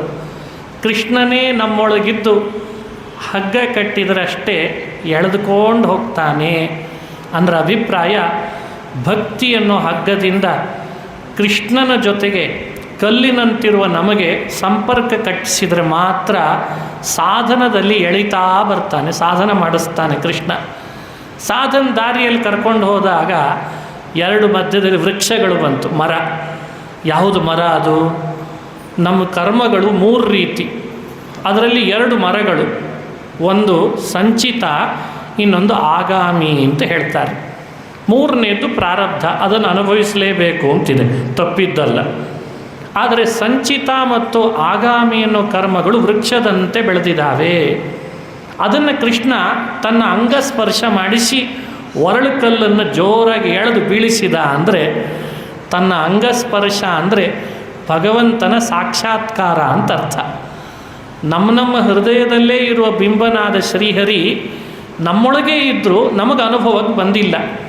ಯಾವಾಗ ಸಾಧನ ಪೂರ್ತಿಯಾಗಿ ಅವನ ಸಾಕ್ಷಾತ್ಕಾರ ಆಗ್ತದೋ ಆಗ ಆ 2 ವೃಕ್ಷಗಳು ಬೀಳ್ತವೆ. 2 ವೃಕ್ಷ ಅಂದರೆ ಸಂಚಿತ ಅನ್ನೋ ಕರ್ಮದ ವೃಕ್ಷ, ಆಗಾಮಿ ಅನ್ನೋ ಕರ್ಮದ ವೃಕ್ಷ ಬೀಳ್ತದೆ. ಅವೆರಡೂ ಬಿದ್ದ ಮೇಲೆ ಭಗವಂತ ಒಳಗಿರುವ ದೇವತೆಗಳನ್ನು ಮೇಲಿನ ಲೋಕಕ್ಕೆ ಕಳಿಸಿದಂತೆ ನಮ್ಮನ್ನು ಕೂಡ ಮೇಲಿನ ಮೋಕ್ಷಕ್ಕೆ ಕಳಿಸ್ಕೊಡ್ತಾನೆ ಅನ್ನೋ ಸಂದೇಶವನ್ನು ಈ ಚರಿತ್ರೆಯ ಮೂಲಕವಾಗಿ ತಿಳಿಸ್ತಾರೆ. ಒಂದರ್ಥ. ಇನ್ನೊಂದು ಚಿಂತನೆ ಮಾಡಬಹುದು ಅಂತಾರೆ ಹಿರಿಯರು. ಕೃಷ್ಣ ಶಾಪ ಮುಕ್ತಿಯನ್ನು ಮಾಡಿದ. ಅವರಿಗೆ ಶಾಪ ಯಾಕೆ ಬಂದಿತ್ತು? ಒಂದು ಕಥೆ. ಆ ಕುಬೇರನ ಮಕ್ಕಳು ಶ್ರೀಮಂತಿಕೆ ಮದ ಬಂದಿತ್ತವರಿಗೆ. ಹೆಂಗಳೆಯರನ್ನು ಕರ್ಕೊಂಡು ಮಧುರಾಪಾನ ಮಾಡಿ ದೇವಲೋಕದ ಸರೋವರಗಳಲ್ಲಿ ವಿವಸ್ತ್ರರಾಗಿ ಸ್ನಾನ ಮಾಡ್ತಾ ವಿಹಾರ ಮಾಡ್ತಾ ಇದ್ರಂತ. ನಾರದರು ಅಲ್ಲಿಗೆ ಬಂದಿದ್ದಾರೆ. ಅವರಿಗೆ ಪರಿವೇ ಇಲ್ಲ ಮೈ ಮೇಲೆ. ಯಾರು ಬಂದಿದ್ದಾರೆ, ಯಾವ ಸಮಯ ಇದು, ನಾವು ಹೇಗಿದ್ದೇವೆ, ಬಂದವರು ಯಾರು ಮಹಾತ್ಮರು ಅನ್ನೋ ಪರಿವಿಲ್ಲ. ಮೈಮರೆತು ಹಾಗೆ ವಿಹಾರ ಮಾಡ್ತಿದ್ದದನ್ನು ನೋಡಿದರು ನಾರದರು. ಇದು ಸರಿಯಲ್ಲ ಅಂದರು. ಇದು ಅವಿವೇಕಿಗಳ ಲಕ್ಷಣ. ನಿಮಗೆ ಕುಬೇರನ ಮಕ್ಕಳು ಅಂತ ಶ್ರೀಮಂತಿಕೆಯ ಮದ ಬಂದಿದೆ. ಕುಬೇರ ಶ್ರೀಮಂತ. ನೋಡಿ, ಶ್ರೀಮಂತರು ತಮ್ಮ ಮಕ್ಕಳನ್ನು ಹೇಗೆ ಬೆಳೆಸಬೇಕು ಅನ್ನಲಿಕ್ಕೂ ಇದೊಂದು ಸಂದೇಶ, ಎಚ್ಚರಿಕೆಯ ಕಥೆ. ಶ್ರೀಮಂತರು ಅಂತಂದದಷ್ಟೇ ಅಲ್ಲ, ಅದಕ್ಕೆ ತಕ್ಕಂತೆ ವಿನಯ ಬೇಕು, ಮರ್ಯಾದೆ ಬೇಕು, ಸಂಸ್ಕೃತಿ ಬೇಕು, ಧರ್ಮ ಕಾಪಾಡಬೇಕು. ಕುಬೇರನ ಮಕ್ಕಳಾಗಿ ಶ್ರೀಮಂತಿಕೆ ಅಮಲ್ನಲ್ಲಿ ಮುಳುಗಿದ್ದಕ್ಕೆ ನಾರದರು ಶಾಪ ಹಾಕ್ತಾರೆ. ವಿವಸ್ತ್ರರಾಗಿ ಹೆಂಗೇಳೆಯರ ಜೊತೆಗೆ ಸೂರ್ಯೋದಯ ಸೂರ್ಯಾಸ್ತಗಳ ಪರಿವಿಲ್ಲದೇನೆ ಕರ್ತವ್ಯ ಪ್ರಜ್ಞೆಯನ್ನು ಮರೆತು ನಾನು ಬಂದಾಗಲೂ ಹೀಗಿದ್ದಿರಲ್ಲ ಅಂತ ಶಾಪ ಹಾಕ್ತಾರೆ. ನೀವು ಇಲ್ಲಿರಲಿಕ್ಕೆ ಲಾಯಕ್ಕಿಲ್ಲ, ಭೂಮಿಯಲ್ಲಿ ಮರಗಳಾಗಿರಿ ಅಂತ ಶಾಪ ಹಾಕಿದರು. ಮರಗಳಿಗೇನಿಲ್ಲ ವಿವೇಕ, ಅವುಗಳಿಗೆ ಒಳಗೆ ಪ್ರಜ್ಞೆ ಇರ್ಬೋದು, ಆದರೆ ಕರ್ಮಕ್ಕೆ ಅವಕಾಶ ಇಲ್ಲ, ಕರ್ತವ್ಯಕ್ಕೆ ಅವಕಾಶ ಇಲ್ಲ. ಮರಗಳಾಗಿ ಬೀಳ್ರಿ. ತಪ್ಪಾಯಿತು ಅಂದ್ರಂತೆ ಶಾಪ ಬಂದ ಮೇಲೆ. ನಮ್ಮದೇ ಅಪರಾಧ ಆಯಿತು, ಕ್ಷಮಿಸ್ರಿ. ಆಗ ನಾರದರು ಮುಂದೆ ಕೃಷ್ಣ ನಿಮ್ಮ ಶಾಪ ಮೋಚನೆ ಮಾಡ್ತಾನೆ ಅಂತ ಪ್ರತಿಯಾಗಿ ಅನುಗ್ರಹ ಮಾಡಿದ್ದಾರೆ. ಅವರಿಬ್ಬರು ಪ್ರತೀಕ್ಷೆ ಮಾಡ್ತಾ ಇದ್ದಾರೆ, ಕೃಷ್ಣ ಎಂದು ಬರ್ತಾನೋ, ನಮ್ಮನ್ನು ಈ ಮರಗಳ ರೂಪದಿಂದ ಯಾವಾಗ ಹೊರಗೆ ತೆಗಿತಾನೋ, ಶಾಪ ಮುಕ್ತರನ್ನು ಮಾಡ್ತಾನೋ ಅಂತ. ದೇವತೆಗಳ ಪ್ರತೀಕ್ಷೆಗೆ ತಕ್ಕಂತೆ ನಾರದರ ಮಾತನ್ನು ಸತ್ಯನೂ ಮಾಡಲಿಕ್ಕೆ ಕುಬೇರನೂ ವ್ಯಥೆ ಪಡ್ತಿದ್ದ, ನನ್ನ ಮಕ್ಕಳು ಹೋಗಿ ಮರ ಆಗಿದಾವಲ್ಲ ಅಂತ. ಯಾವ ತಂದೆ ತಾಯಿಗೆ ದುಃಖ ಆಗಲ್ಲ? ಎದೆ ಉದ್ದ ಬೆಳೆದ ಮಕ್ಕಳು ಮರ ನಿಂತಾಗಿ ಮನೆಯೊಳಗೆ ಏನೂ ಕೆಲಸ ಮಾಡದೆ ನಿಂತು ಬಿಟ್ರೆ ಏನು ಮಾಡೋದು ಹೇಳಿ? ನಿಮ್ಮ ಮನೆಗಳೊಳಗೆ ಅಂಥವರು ಇದ್ದಾರೆ, ಭಾರಿ ಬೆಳೆದಿರ್ತಾರೆ, ಎದೆ ಉದ್ದ, ಏನೂ ಮಾಡ್ತಿರಲ್ಲ, ಮರ ನಿಂತಾಗಿ ನಿಂತಿರ್ತಾರೆ. ಇದು ಒಂದು ಶಾಪವೇ ಅಲ್ವೇ? ಅದಕ್ಕೆ ಕುಬೇರನೂ ಬೇಡ್ಕೊಳ್ತಿದ್ದ, ಕೃಷ್ಣ ಎಂದಾದರೂ ನನ್ನ ಮಕ್ಕಳ ಕಡೆ ದೃಷ್ಟಿ ಹಾಕಿ ನಿನ್ನ ಅಂಗಸ್ಪರ್ಶದಿಂದ ಶಾಪ ಮುಕ್ತರನ್ನು ಮಾಡಿ ನನ್ನ ಮನೆಗೆ ಕಳಿಸ್ಕೊಡಪ್ಪ ಅಂತ. ಕುಬೇರನ ಮನಸ್ಸನ್ನು ಅರ್ಥೈಸ್ಕೊಂಡು ನಾರದರ ಮಾತನ್ನು ಸತ್ಯ ಮಾಡಲಿಕ್ಕೆ ಸ್ವತಃ ಆ ಮಕ್ಕಳು ಪಶ್ಚಾತ್ತಾಪ ಪಡ್ತಿದ್ದಾರೆ. ನಮ್ಮದು ಅಪರಾಧ ಆಗಿದೆ, ಶಿಕ್ಷೆ ಕೊಟ್ಟಿದ್ದಾರೆ ನಾರದರು, ಇದರಿಂದ ಮೋಚನೆ ಮಾಡಲಿ ಅಂತ ಅವರೂ ಪಶ್ಚಾತ್ತಾಪ ಪಡ್ತಿದ್ದಾರೆ. ಅವರಿಗೋಸ್ಕರ ಅಂದರೆ ಆ ನಲಕೂಬರ ಮಣಿಗ್ರೀವರು ಒಳ್ಳೆಯವರೇ, ಅಪರಾಧಕ್ಕೆ ಶಿಕ್ಷೆ ಅನುಭವಿಸ್ತಿದ್ರು. ದಂಡನಾಯಕನಾದ ಕೃಷ್ಣ ಅವರ ಶಾಪ ಮುಕ್ತಿಯನ್ನು ಮಾಡಿ ಅವರನ್ನು ಪುನಃ ತನ್ನ ಅಪ್ಪನ ಮನೆಗೆ ಕಳಿಸಿಕೊಟ್ಟ. ಅಪ್ಪನಿಗೂ ಸಂತೋಷ ಆಯಿತು. ಮೋಚನೆ ಮಾಡಿದ ಕೃಷ್ಣನ ಬಗ್ಗೆ ನಲಕೂಬರ ಮಣಿಗ್ರೀವರಿಗೆ ಭಕ್ತಿ ವೃದ್ಧಿ ಆಯಿತು. ನಾರದರ ಮಾತು ಸತ್ಯ ಆಯಿತು. ಸಮಾಜಕ್ಕೆಲ್ಲ ಶ್ರೀಮಂತಿಕೆಯ ಮದ ಎಂಥ ಶಿಕ್ಷೆ ಗುರಿಪಡಿಸ್ತದೆ ಅನ್ನುವ ಸಂದೇಶದ ಎಚ್ಚರಿಕೆಯನ್ನು ಕೊಡ್ತು ಅಂತ ಚಿಂತನೆ ಮಾಡಬೇಕು. ಕಥೆ ಒಂದೇ, ಅದನ್ನು ನೋಡುವ ಪರಿಧಿ ಬೇರೆ ಬೇರೆ ಇರ್ತಾವೆ. ಹಾಗಾಗಿ ಶ್ರೀಮಂತಿಕೆಯ ಮದ ಸರಿಯಲ್ಲ, ಹಿರಿಯರನ್ನು ಅವಮಾನ ಮಾಡೋದು ಸರಿಯಲ್ಲ, ಶಾಪಕ್ಕೆ ಗುರಿ ಆಗಬೇಕಾಗ್ತದೆ. ಆದರೆ ಕರುಣಾಶಾಲಿಯಾದ ಕೃಷ್ಣ ಇಂಥ ಅಪರಾಧ ಮಾಡಿದವರನ್ನು ಭಕ್ತವತ್ಸಲ, ಭಕ್ತಾಪರಾಧ ಸಹಿಷ್ಣು ಅಂತನಿಸಿ ಶಾಪಮುಕ್ತರನ್ನು ಮಾಡಿ ಕುಬೇರನ ಮನೆಗೆ ಕಳಿಸಿದ. ಹೀಗೆ ತಂದೆಯ ಮನಸ್ಸಿಗೆ ಮಕ್ಕಳು ಅಂತೂ ಶಾಪಮುಕ್ತರಾಗಿ ಬಂದರು ಅನ್ನುವ ಒಂದು ನೆಮ್ಮದಿಯನ್ನು ಕೃಷ್ಣ ಕೊಟ್ಟ. ಕುಬೇರನಿಗೆ ಮಕ್ಕಳನ್ನು ಸರಿಪಡಿಸಿ ನೆಮ್ಮದಿ ಕೊಟ್ಟವನು ಕೃಷ್ಣ. ಹಾಗಾದರೆ ನಮ್ಮ ನಿಮ್ಮ ಮನೆಗಳಲ್ಲಿ ನಮ್ಮ ಮಕ್ಕಳೇನಾದರೂ ಕುಬೇರನ ಮಕ್ಕಳಾಗಿದ್ದರೆ ಕೃಷ್ಣನ ಈ ಕಥೆ ಕೇಳಿದರೆ ಅವರಿಗೂ ಶಾಪ ಮುಕ್ತಿ ಆಗ್ತದೆ ಅನ್ನೋ ಸಂದೇಶವನ್ನು ಚಿಂತನೆ ಮಾಡಿಸ್ತಾ ಇದೆ ಅಂತ ಅರ್ಥ. ಎಷ್ಟು ಥರದಿಂದಲಾದರೂ ನೋಡ್ಬೋದು ಕೃಷ್ಣನ ಕಥೆಯನ್ನು. ಇವತ್ತು ಇಲ್ಲಿವರೆಗೂ ಕೃಷ್ಣಾವತಾರದ ಚಿಂತನೆ ಮಾಡಿದ್ದೇನೆ. ಏಕಾದಶಿಯ ಈ ಪರ್ವಕಾಲ ಆದ್ದರಿಂದ ಕೃಷ್ಣನ ಕಥೆ ಎಷ್ಟು ಹೇಳಿದರೂ ಕಡಿಮೆನೇ, ಸಮಯಕ್ಕನುಗುಣ ಅನುಸಂಧಾನ ಮಾಡಿದ್ದೇನೆ ಅಂತ ಹೇಳ್ತಾ ಇವತ್ತಿನ ಉಪನ್ಯಾಸವನ್ನು ಇಲ್ಲಿಗೆ ಮುಕ್ತಾಯ ಮಾಡೋಣ. ನಿನ್ನೆ ಹೇಳಿದಂತೆ